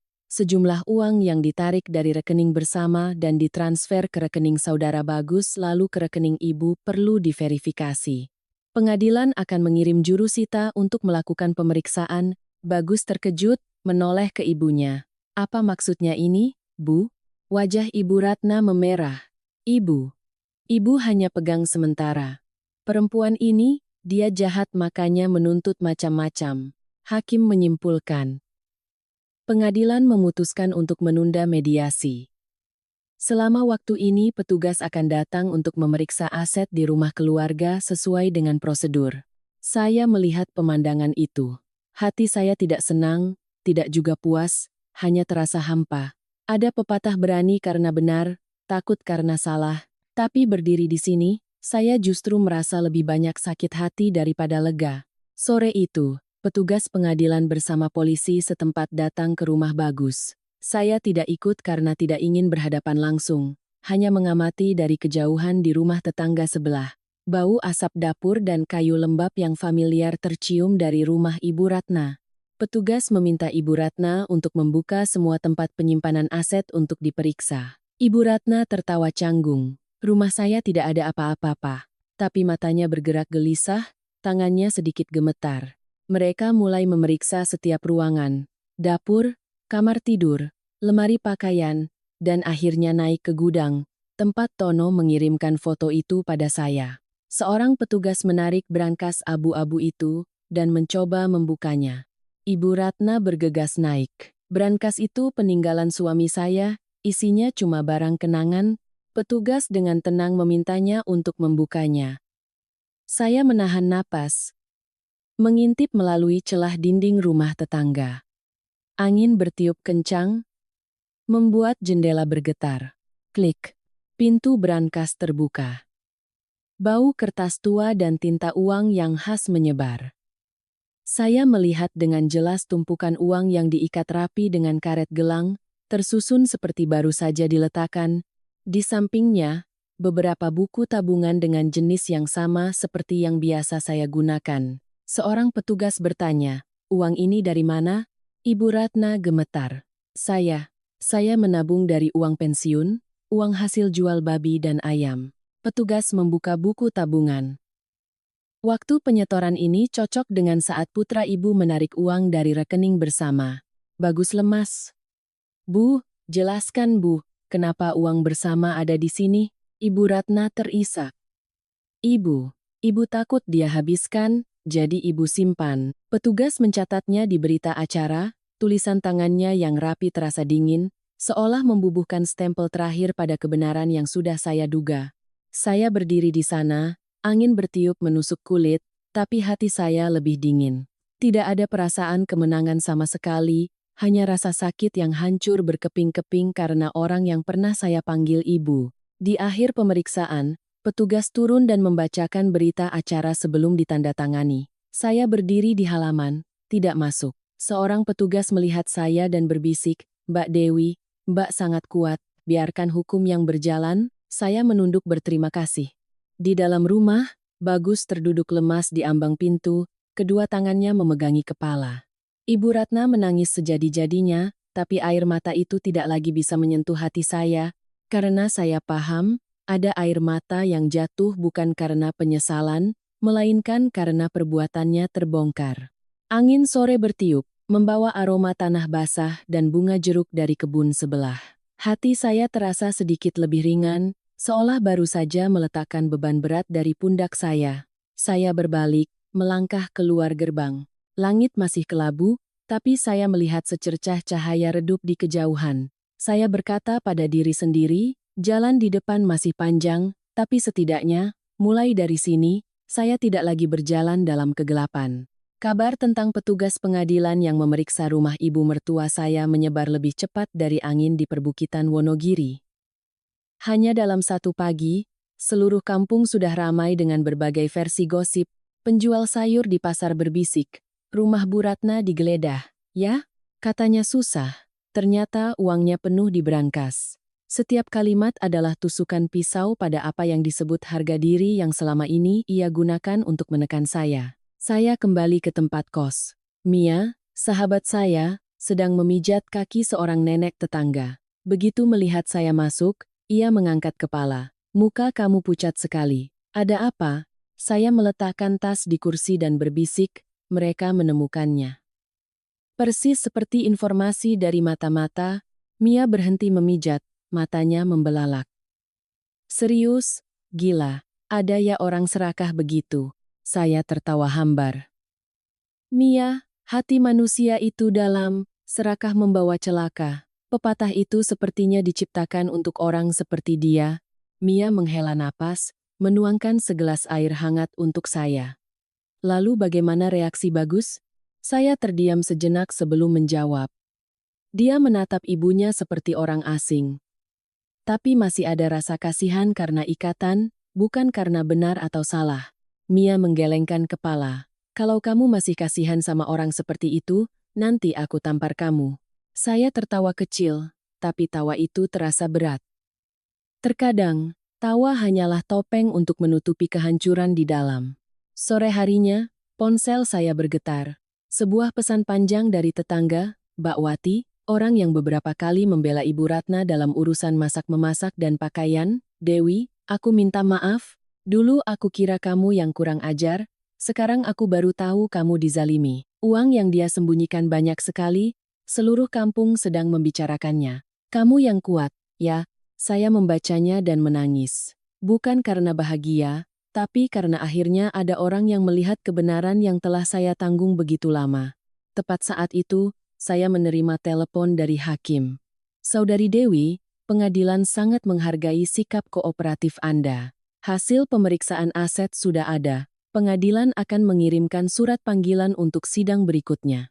Saya menjawab pelan, baik, Yang Mulia, saya siap. Tapi saat telepon ditutup, hati saya masih gemetar. Siap untuk mengakhiri, atau siap untuk menghadapi badai yang lain, tidak ada yang bisa menjawabnya. Sore itu, langit Wonogiri menurunkan hujan gerimis, jenis hujan lembut yang menerpa wajah dengan dingin. Saya mengenakan jaket dan berjalan ke ujung gang untuk membeli sayuran. Di jalan setapak, saya melihat Bagus berdiri termenung di dekat tiang listrik. Ia memanggil, Dewi, aku mau bicara. Saya berhenti. Jarak di antara kami terasa basah oleh embun hujan. Ada apa? Ia menghela napas, matanya merah. Ibu sangat terpukul. Sejak petugas datang, beliau tidak mau makan, hanya menangis. Aku tahu aku salah. Tapi kenapa kamu tidak memberi keluarga kita satu kesempatan lagi? Saya memejamkan mata sejenak. Ada luka yang bukan lagi sekadar sayatan, melainkan bekas luka tebal yang jika disentuh akan terasa sakit. Bagus, bukan aku yang menghancurkan rumah ini, tapi ibumu dan sikap pengecutmu yang melakukannya. Ia menunduk. Kedua tangannya saling bertaut.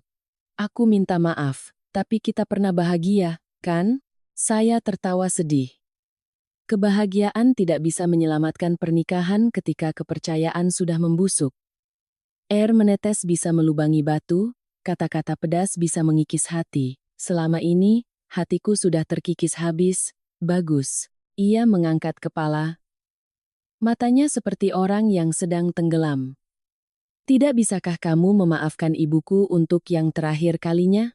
Saya menjawab tanpa ragu. Yang terakhir kalinya, berapa banyak kesempatan sebelumnya di mana kamu pernah memihakku? Ia terdiam, begitu hening hingga suara rintik hujan di rerumputan terdengar jelas. Akhirnya, ia hanya mengucapkan satu kalimat, jika itu keputusanmu, aku menghargainya. Tapi aku sangat sedih, saya mengangguk pelan. Aku juga sedih. Tapi kesedihan tidak bisa menyelamatkan pernikahan ini lagi. Ia berbalik, punggungnya menghilang di tengah kabut hujan. Terlihat menyedihkan, tapi tidak lagi cukup kuat untuk menggoyahkan hati saya. Saya berdiri di sana cukup lama, membiarkan angin dingin menyapu sisa-sisa kelembutan hati yang masih ada. Malam itu, saya duduk di kamar kos, menulis ulang kronologi kejadian sesuai arahan pengacara Budi. Tanggal, waktu, tempat, reaksi setiap pihak, setiap baris tulisan terasa seperti jarum yang menjahit kembali luka lama. Saat sedang menulis, telepon berdering dari nomor tak dikenal. Saya mengangkatnya. Suara seorang perempuan tua terdengar. Dewi, ini ibu mohon, jangan sampai pengadilan memenjarakan ibu. Seluruh tubuh saya mendingin. Sesaat, semua kenangan buruk kembali, masakan saya yang dihina, uang saya yang diambil, kehormatan saya yang diinjak-injak. Saya berbicara perlahan, kata demi kata. Saya tidak melakukan apa-apa pada ibu. Ini adalah proses hukum. Ibu terisak. Ibu salah nak. Ibu minta maaf. Tolong kasihani ibu sedikit saja. Saya memejamkan mata, Setetes air mata jatuh ke halaman buku yang sedang saya tulis. Tapi suara saya tetap tenang. Bu, jika ibu benar-benar ingin saya mengasihani ibu, seharusnya ibu menghargai saya lebih dulu. Di seberang sana hening sejenak, lalu telepon ditutup. Saya meletakkan ponsel di meja, tubuh saya lemas seolah baru saja keluar dari badai. Mungkin saya bukan lagi menantu yang dulu, yang mendengar tangisan langsung luluh. Saya sekarang lebih tahu cara mencintai diri sendiri. Di luar, hujan masih turun. Saya bersandar di dinding dan menghela napas. Badai terbesar, sepertinya akan segera datang. Keesokan paginya, langit cerah tapi angin terasa menusuk kulit.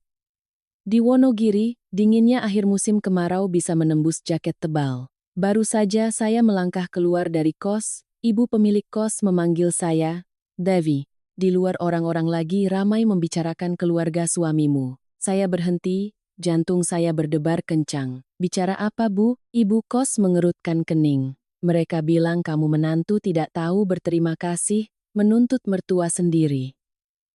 Katanya kamu itu mata duitan, menipu bagus. Ibu-ibu di pasar ramai sekali membicarakannya. Saya berdiri diam. Angin meniup wajah saya, tapi rasanya tidak sedingin kata-kata yang baru saja saya dengar. Saya tahu, keluarga suami saya sudah mulai melakukan serangan balik. Saat saya berjalan ke ujung gang, benar seperti kata ibu kos, seluruh tetangga sedang bergosip. Beberapa ibu penjual sayur sambil membersihkan dagangannya, mencibir, seorang ibu berkata, "Zaman sekarang memang aneh. Mertua sudah membesarkan suami, dikasih makan dan tempat tinggal, giliran susah malah dituntut." Ibu lain menimpali. "Menantu itu dulu kulihat pendiam, ternyata licik ya. Anjing saja tidak akan menggigit tangan yang memberinya makan. Ini malah lebih parah." Saya berjalan melewati mereka. Suara mereka berhenti sejenak, lalu kembali berbisik lebih keras. Cukup keras agar saya dengar, tapi seolah-olah mereka tidak ingin saya mendengarnya. Sakit. Tapi anehnya, hati saya tidak lagi hancur. Mungkin karena saya sudah terlalu terbiasa dengan penghakiman massa seperti ini, saya berbisik pada diri sendiri, mulut orang memang paling sulit ditutup, tapi juga paling mudah diabaikan jika kita cukup kuat. Siang harinya, ponsel saya kembali berdering. Kali ini pesan dari adik ipar saya. "Mbak, maaf aku harus kirim pesan begini. Ibu sedang cerita kemana-mana kalau Mbak itu kurang ajar dan memfitnah keluarga kita. Tapi Mbak, aku bingung harus memihak siapa. Aku lelah sekali." Saya melihat pesan itu, hati saya sedikit luluh. Adik ipar saya memang tidak terlalu jahat, hanya mudah dipengaruhi ibunya. Saya membalas, "Kamu tidak perlu memihak siapapun. Berpihaklah pada kebenaran, aku tidak marah padamu." Beberapa saat kemudian, ia membalas lagi, "Mbak, malam ini, ibu, dan beberapa kerabat mau ke balai desa untuk melaporkan Mbak atas tuduhan fitnah." Aku dengar diam-diam, "Mbak hati-hati ya." Saya membacanya, dan merasa seluruh hati saya lelah. Badai baru, seperti yang saya duga, sedang menuju ke arah saya. Sore harinya saya pergi bekerja. Begitu masuk kantor, semua orang menatap saya dengan pandangan campur aduk. Saat saya melewati ruang pemasaran, seorang rekan menarik saya. "Dewi, tadi pagi ada yang mengirim surat kaleng ke direktur. Isinya menuduhmu sebagai orang yang memanfaatkan pernikahan untuk mencari keuntungan dan menuntut keluarga suami untuk popularitas." Saya mengerutkan kening. Mereka sampai sejauh itu, rekan saya menghela napas. Di dunia ini, setiap kali orang berkumpul untuk menjelekkan seseorang, itu karena orang itu berani hidup berbeda. Jangan takut. Saya tersenyum sedikit. Dua kata "jangan takut" itu terdengar ringan tapi membuat mata saya panas. Sekitar pukul 3 sore, pengacara Budi menelepon, suaranya terdengar serius. "Dewi, pihak mertuamu sedang mengajukan laporan balik ke desa. Isinya menuduhmu melakukan fitnah dan pencemaran nama baik. Pihak desa sedang meninjaunya, tapi tenang saja, mereka tidak punya bukti apapun." Saya bertanya, "Lalu sekarang saya harus bagaimana?" "Tetap tenang. Jangan berdebat, jangan bertengkar, jangan unggah apapun di media sosial. Biarkan hukum yang bekerja. Siapapun yang membuat keributan lebih dulu, biasanya dialah yang salah." Saya mengangguk. merasa sedikit lebih tenang. Tapi saya tahu, malam ini keluarga suami saya belum akan berhenti. Benar saja, sekitar pukul 7 malam, saya menerima telepon lagi. Kali ini dari Pak RT. Nak Dewi, Bapak perlu bicara sebentar. Suaranya tidak keras, tapi serius. Iya, Pak. Silakan.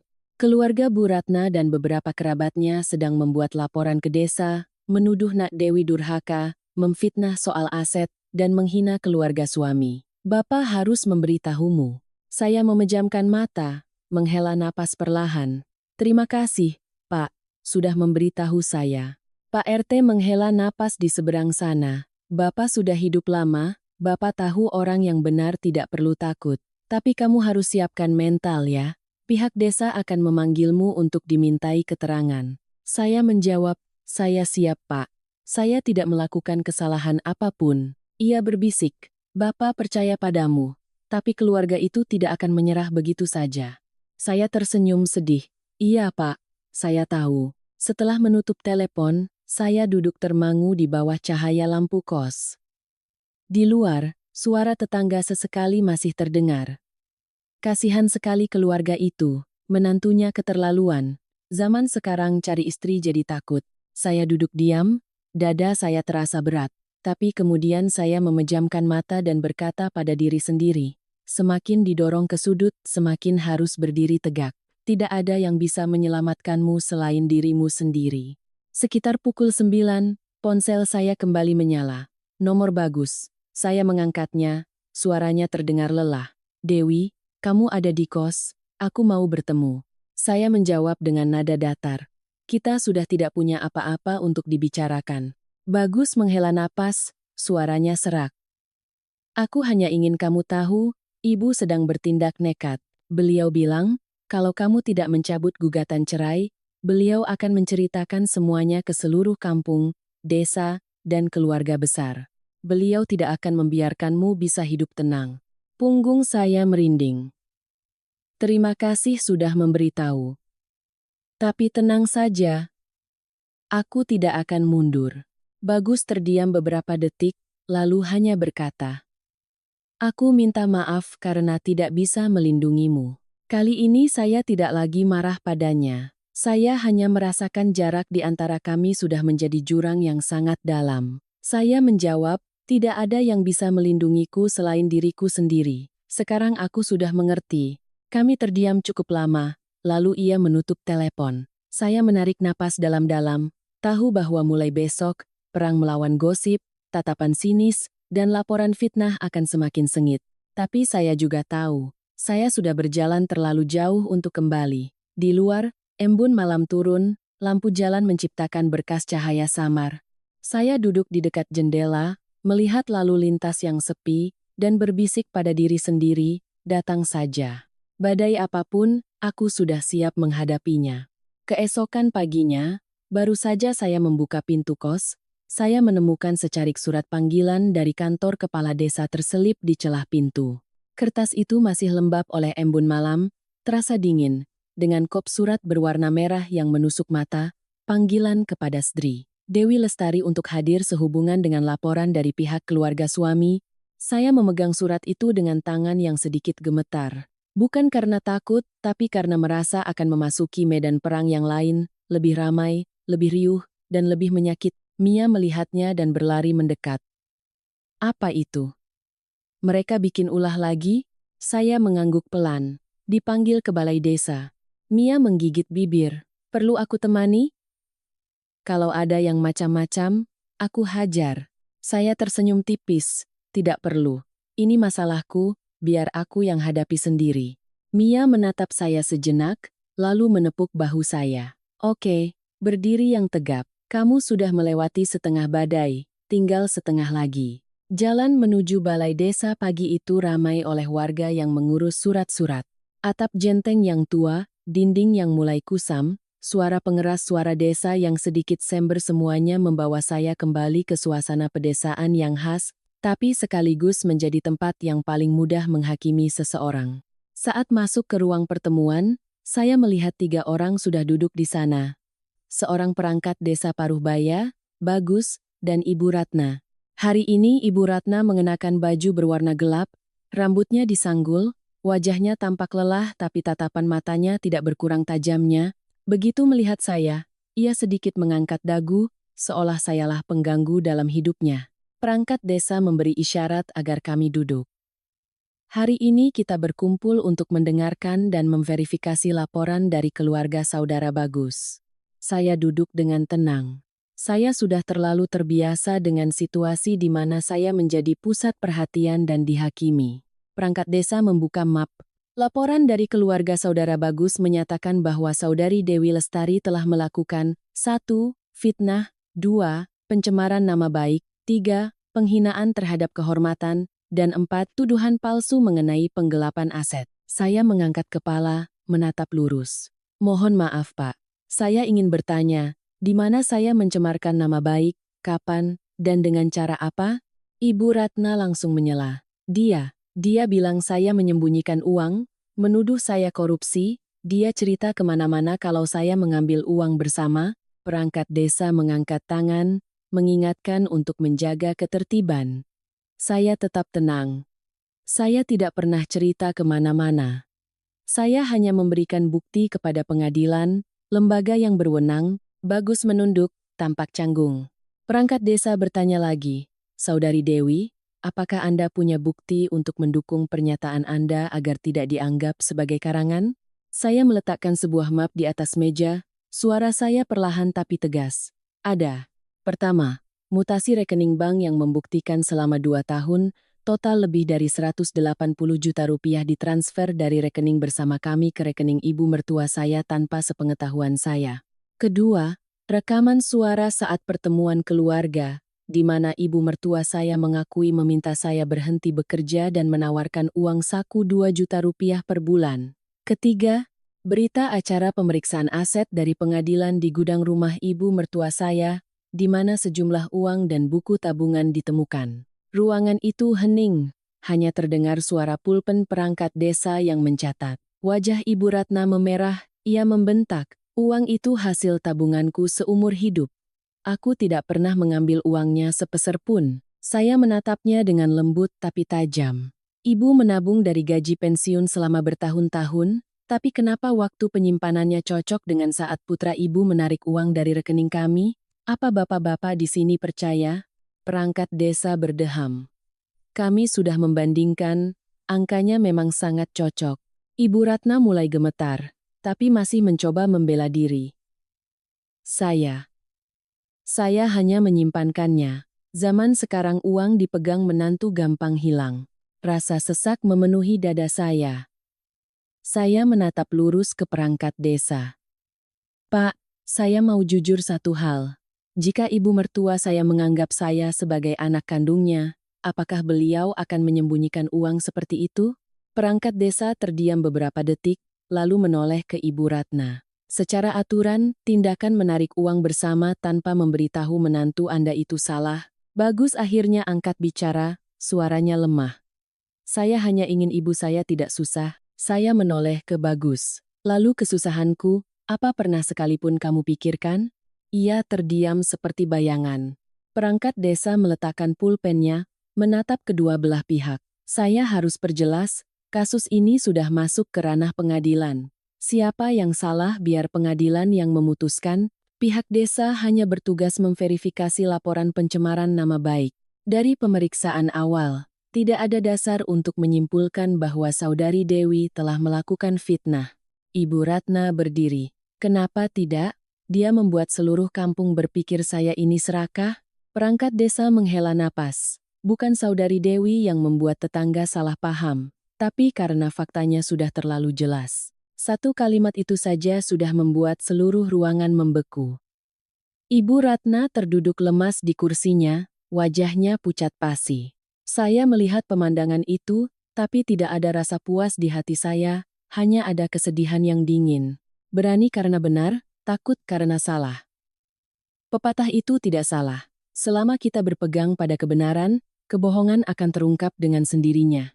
Setelah pertemuan selesai, saya berdiri hendak pergi, tapi Bagus memanggil, Dewi, apa kamu masih sayang sedikit saja padaku? Saya berbalik, menatap lurus ke mata yang pernah menjadi tempat saya mencari ketenangan. Bagus, kalau aku masih sayang, aku tidak akan berdiri di sini hari ini. Ia menunduk, suaranya tercekat. Aku minta maaf. Aku salah dari awal. Saya berkata pelan, sudah terlambat, bagus. Ada hal-hal yang tidak bisa kembali hanya dengan kata maaf. Ibu Ratna menatap saya, matanya berkaca-kaca. Dewi, Ibu. Saya menjawab dengan lembut tapi tegas. Saya tetap menghormati Ibu. Tapi mulai sekarang, hanya sebatas sebagai orang asing. Ibu menangis. Bagus terdiam. Saya melangkah keluar dari balai desa. Angin bertiup dingin, langit kelabu, tapi di dalam hati saya terasa begitu terang. Sebuah pintu lama telah tertutup, itu artinya sudah saatnya pintu yang lain terbuka. Setelah pertemuan di balai desa, saya pikir segalanya akan sedikit mereda. Tapi di daerah pedesaan seperti Wonogiri, urusan satu rumah bisa dengan cepat menjadi urusan seluruh desa. Berita menyebar lebih cepat dari api yang membakar jerami kering. Satu desahan dari seseorang bisa menjadi cerita dengan berbagai versi di seluruh kampung. Malam itu, saya sedang menata kembali berkas dari pengadilan saat Mia bergegas masuk ke kamar. Dewi, kamu sudah lihat grup Facebook Info Wonogiri belum? Cepat lihat. Saya membuka ponsel. Layar menunjukkan sebuah unggahan panjang disertai foto rumah ibu mertua saya. Isinya, anak menantu tega membawa ibu mertuanya ke balai desa dan pengadilan hanya karena masalah uang. Zaman sekarang perempuan memang tidak tahu balas budi, sifat aslinya baru kelihatan setelah menikah. Kasihan sekali ibunya Mas Bagus. Di bawahnya, ada ratusan komentar, sebagian besar berisi hujatan dan tuduhan. Perempuan seperti ini harusnya diusir dari kampung. Cuma numpang hidup sama suami, sekarang malah mau menguasai harta. Menikah kok malah menuntut keluarga suami, benar-benar tidak punya etika. Mia marah hingga wajahnya memerah. Orang-orang ini buta semua, ya? Kenapa mereka tidak tahu kebenarannya? Saya berkata pelan. Mia, mereka tidak butuh kebenaran. Mereka hanya butuh sebuah cerita untuk digosipkan. Mia menggenggam tangan saya. Tapi kamu tidak bisa diam saja. Saya tersenyum sedih. Kamu ingat pepatah ini tidak? Anjing menggonggong, kafilah berlalu. Yang aku butuhkan adalah keadilan hukum, bukan mulut orang. Mia terdiam, menahan amarahnya dengan helaan napas. Keesokan paginya, pengacara Budi menelepon. Ibu Ratna sudah dipanggil untuk pemeriksaan di pengadilan. Semua transaksi transfer uang tanpa bukti yang jelas kini sedang diselidiki. Saya bertanya pelan, artinya proses hukum sedang berjalan? Benar. Dengan bukti yang ada, posisi keluarga suami Anda saat ini sangat lemah. Saya terdiam sejenak, lalu berkata, saya tidak ingin ibu mertua saya dipenjara. Saya hanya ingin keadilan. Budi menjawab dengan lembut. Pengadilan akan memutuskan dengan adil. Anda tenang saja. Tapi di dalam hati, sulit untuk merasa tenang. Meskipun mereka telah menyakiti saya tetap tidak ingin melihat orang tua di penjara. Saya tahu betul bagaimana rasanya menderita. Siang harinya saya harus ke Jakarta untuk urusan pekerjaan. Saat sedang menunggu bus di terminal, saya mendengar dua ibu-ibu di belakang saya berbisik. Itu, si Dewi itu, kelihatannya pendiam tapi licik sekali, menuntut mertuanya sendiri. Perempuan kok begitu, kasihan sekali si Bagus sekarang. Saya berdiri hanya beberapa meter dari mereka. Mereka tahu saya bisa mendengarnya, tapi sengaja tidak mengecilkan suara. Saya berbalik, menatap mereka dengan lembut tapi tegas. Permisi, Bu, saya mohon satu hal. Jika tidak mengetahui kebenarannya, jangan mudah menghakimi orang lain, karena ucapan terkadang bisa membunuh lebih cepat dari pisau.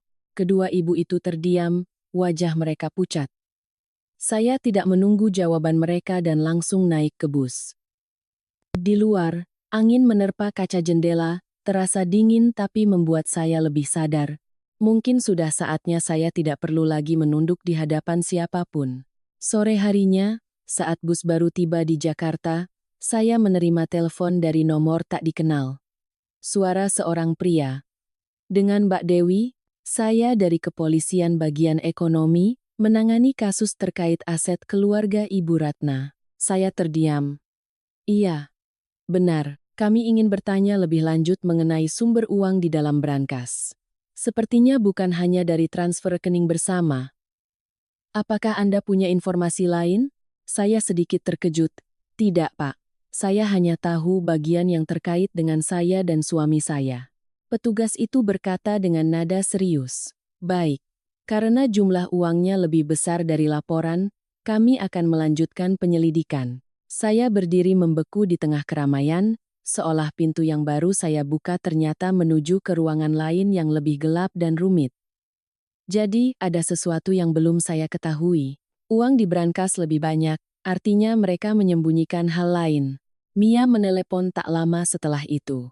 Dewi, aku baru dengar dari orang kampung, katanya Bu Ratna itu pernah pinjam uang ke rentenir, dan takut ditagih makanya simpan uang di brankas. Itu baru gosip, tapi hati-hati.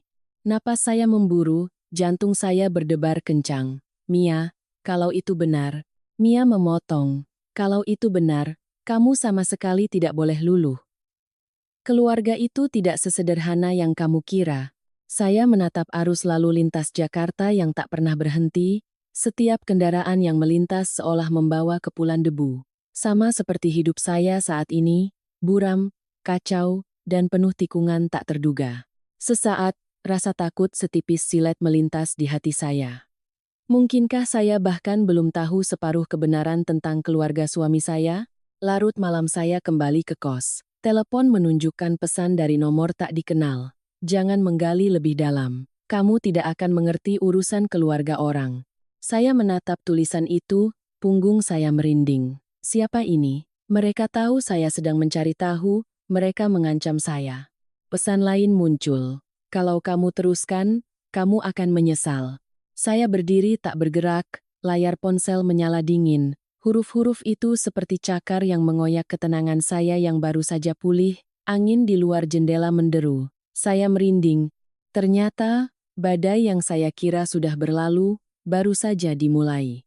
Pesan ancaman malam itu membuat saya terjaga hampir semalaman. Setiap kali mencoba memejamkan mata, saya melihat bayangan brankas di gudang, melihat tangan seseorang melintas seperti hantu, lalu muncul tulisan-tulisan dingin, kamu akan menyesal.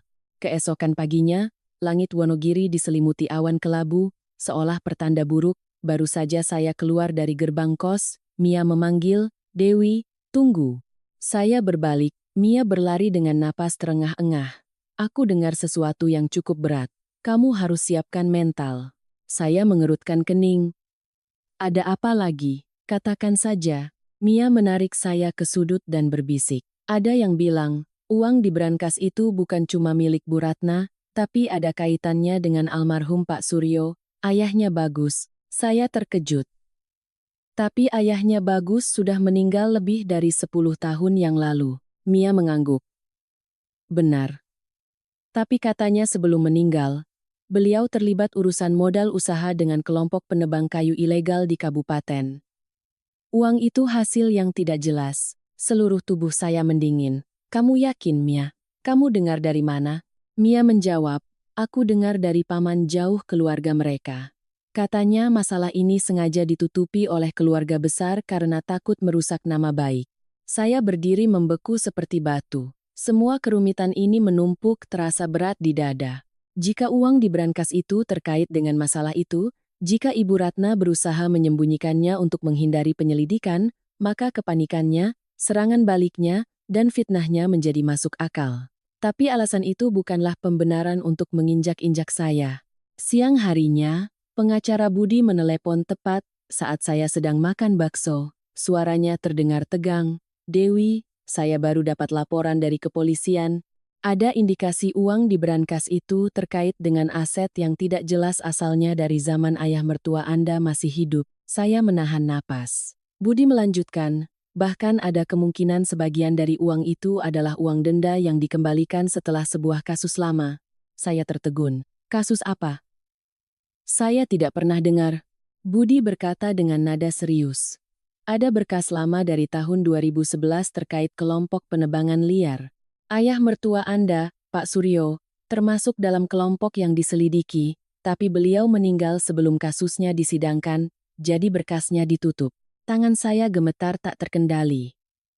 Budi melanjutkan, belum ada kesimpulan, tapi petunjuk ini cukup bagi polisi untuk memperluas penyelidikan. Saya memegangi kening, merasakan angin dingin meniup tengkuk saya. Ternyata keluarga suami saya tidak sesederhana itu, bukan hanya sekadar konflik mertua dan menantu seperti yang saya kira.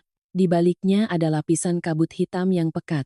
Sore itu, saya pulang ke rumah orang tua saya. Begitu masuk ke halaman, ibu saya menatap saya cukup lama, matanya penuh dengan rasa iba. "Nak, sampai kapan kamu akan bertahan?" Saya tidak menjawab, hanya menyandarkan kepala di bahu ibu, membiarkan kehangatan itu menenangkan badai di hati saya. Beberapa saat kemudian, ibu bertanya pelan, "Kamu benar-benar mau berpisah?" Saya mengangguk. "Iya, Bu.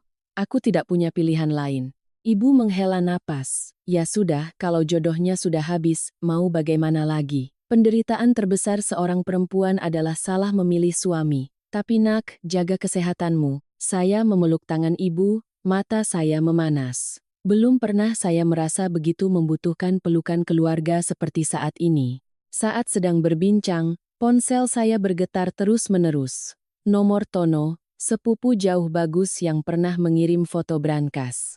Saya mengangkatnya. "Halo, Mas Tono?"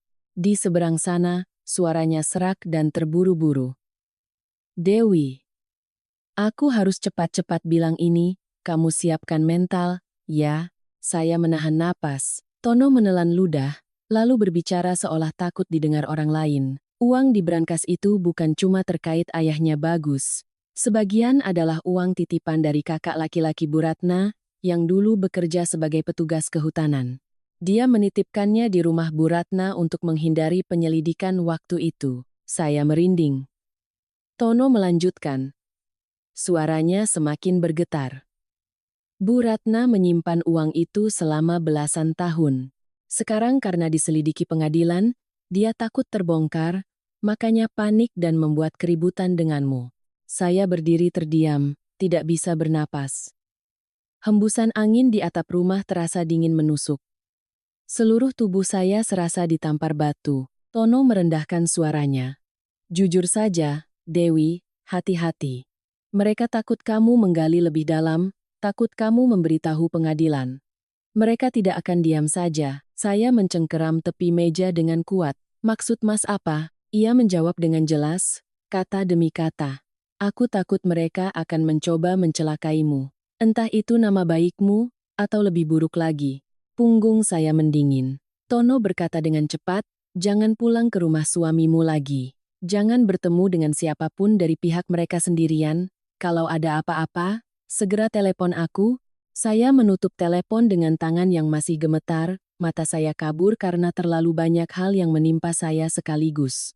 Semua yang saya kira saya tahu hanyalah puncak dari gunung es. Saya berdiri dan melangkah ke halaman. Angin sore yang sejuk bertiup kencang, membawa aroma asap dapur dan tanah basah. Saya menatap langit kelabu yang berat, dada saya terasa nyeri. Ternyata keluarga suami saya bukan hanya tempat yang membuat saya menderita karena sindiran, tapi juga tempat yang menyembunyikan rahasia yang cukup untuk menjerumuskan siapapun, dan saya, sebagai menantu yang berada di tengah pusaran itu, kini menjadi orang yang tahu terlalu banyak. Sebuah pepatah terngiang di kepala saya, seolah ada yang membisikkannya, sepandai-pandai menyimpan bangkai, baunya akan tercium juga. Saya hanya tidak menyangka, bangkai dari keluarga itu akan tercium oleh saya secepat ini. Pagi itu, sidang berlangsung di tengah kabut tipis khas Wonogiri di akhir musim kemarau. Saya berdiri di depan gerbang pengadilan, kedua tangan saya dingin membeku, tapi hati saya anehnya terasa tenang. Mungkin ketika seseorang sudah cukup merasakan kepahitan, saat berhadapan dengan kebenaran, jantungnya tidak akan lagi berdebar kencang. Pengacara Budi berjalan di samping saya, suaranya dalam dan meyakinkan. "Dewi, hari ini adalah babak terakhir. Kamu sudah melewati tanjakan yang sangat panjang." Saya menjawab pelan, "Iya, Pak." Saya hanya berharap keadilan ditegakkan. Di ruang sidang, Ibu Ratna duduk di sudut, rambutnya memutih hanya dalam beberapa bulan. Wajahnya tidak lagi menunjukkan ekspresi dingin yang mengintimidasi, melainkan kepanikan yang coba disembunyikan. Bagus berdiri di sampingnya, matanya cekung, bahunya terkulai. Saya duduk di seberang mereka. Tidak ada lagi rasa benci atau dendam, hanya perasaan seperti melihat dua orang asing yang pernah melintas dalam hidup saya. Hakim membacakan berkas perkara, setiap katanya terdengar seperti lonceng. Tindakan memaksa menantu berhenti bekerja adalah perbuatan melawan hukum. Tindakan menggunakan aset bersama selama masa perkawinan tanpa persetujuan adalah pelanggaran. Tindakan pencemaran nama baik dan penghinaan. Semua bukti mutasi rekening, rekaman suara, hingga penemuan sejumlah besar uang di brankas dipaparkan dengan jelas. Wajah Ibu Ratna pucat, ia tergagap. Saya hanya menyimpankannya. Saya takut dia boros. Hakim menatapnya lurus. Menyimpankan tapi dikunci di brankas dan buku tabungannya diganti atas nama Anda? Ruangan itu hening, hanya terdengar suara kipas angin di langit-langit. Bagus menunduk, suaranya tercekat. Mohon berikan keringanan untuk ibu saya, yang mulia. Saya menoleh ke arahnya, berkata sepelan angin, semua ini terjadi karena kamu memilih untuk diam. Diam juga merupakan bentuk persetujuan. Kamu ingat itu, kan? Bagus menunduk dalam-dalam, tidak menjawab. Sidang berlangsung hampir 2 jam. Akhirnya hakim ketua berdiri untuk membacakan putusan. Suaranya lantang dan jelas. Pengadilan mengabulkan gugatan cerai dari Saudari Dewi Lestari, menghukum Saudara Bagus Wijoyo untuk mengembalikan seluruh uang bersama sebesar Rp182 juta dan membayar ganti rugi atas pencemaran nama baik sebesar Rp45 juta. Adapun kasus terkait penemuan sejumlah uang yang tidak jelas, asalnya akan dilimpahkan ke pihak kepolisian untuk penyelidikan lebih lanjut. Seluruh ruangan sedikit riuh. Saya memejamkan mata sejenak, lalu membukanya dengan perasaan lega hingga mata saya berkaca-kaca. Bukan rasa senang, bukan rasa balas dendam, melainkan perasaan terbebas. Ibu Ratna berdiri, berpegangan pada pagar kayu. Yang mulia, kalau putusannya begini, bisa hancur keluarga saya. Saya menatapnya, hanya mengucapkan satu kalimat. Tidak ada yang hancur karena kebenaran, Bu. Orang hanya akan menderita jika terus-menerus menyembunyikan kebenaran itu. Suara ibu tercekat, lalu ia menangis terseduh-seduh. Saya memalingkan wajah, tidak tega melihatnya lebih lama. Langit Wonogiri hari itu cerah, angin membawa aroma gabah kering dan tanah basah yang sangat familiar. Saya menuruni tangga pengadilan, tiba-tiba merasa seperti melangkah ke kehidupan yang baru. Pengacara Budi bertanya, "Apa rencanamu setelah ini?" Saya tersenyum. Saya akan melanjutkan hidup, Pak. Tapi hidup dengan menjadi diri saya sendiri. Ia mengangguk. Keadilan bukanlah hadiah yang datang dengan sendirinya, hanya orang yang berani berdiri yang bisa meraihnya. Saya berkata pelan, "Iya, Pak." Sekarang saya sudah mengerti. Sore harinya, saya kembali ke kos. Sinar matahari sore menembus jendela, menciptakan berkas cahaya kuning di lantai. Saya menyeduh secangkir teh hangat, duduk, dan menghela napas panjang. 3 tahun menjadi menantu, saya pernah menangis, pernah jatuh, pernah takut, pernah ingin menyerah. Tapi pada akhirnya, saya melangkah keluar dari rumah itu, bukan dengan tangan hampa, melainkan dengan hati yang tahu cara melindungi dirinya sendiri. Orang bilang, api menguji emas, kesulitan menguji kekuatan. Ternyata benar. Kesulitan tidak membuat saya kehilangan nilai, justru membantu saya menemukan nilai sejati diri saya. Saya tersenyum pada diri sendiri, sebuah senyuman tulus. Di luar, angin membawa suara penjual jajanan pasar. Musim semi akan segera tiba, suasananya begitu damai. Mulai hari ini, hidup saya membuka lembaran baru. Dan di lembaran ini, sayalah yang akan memegang pena untuk menulis kelanjutannya.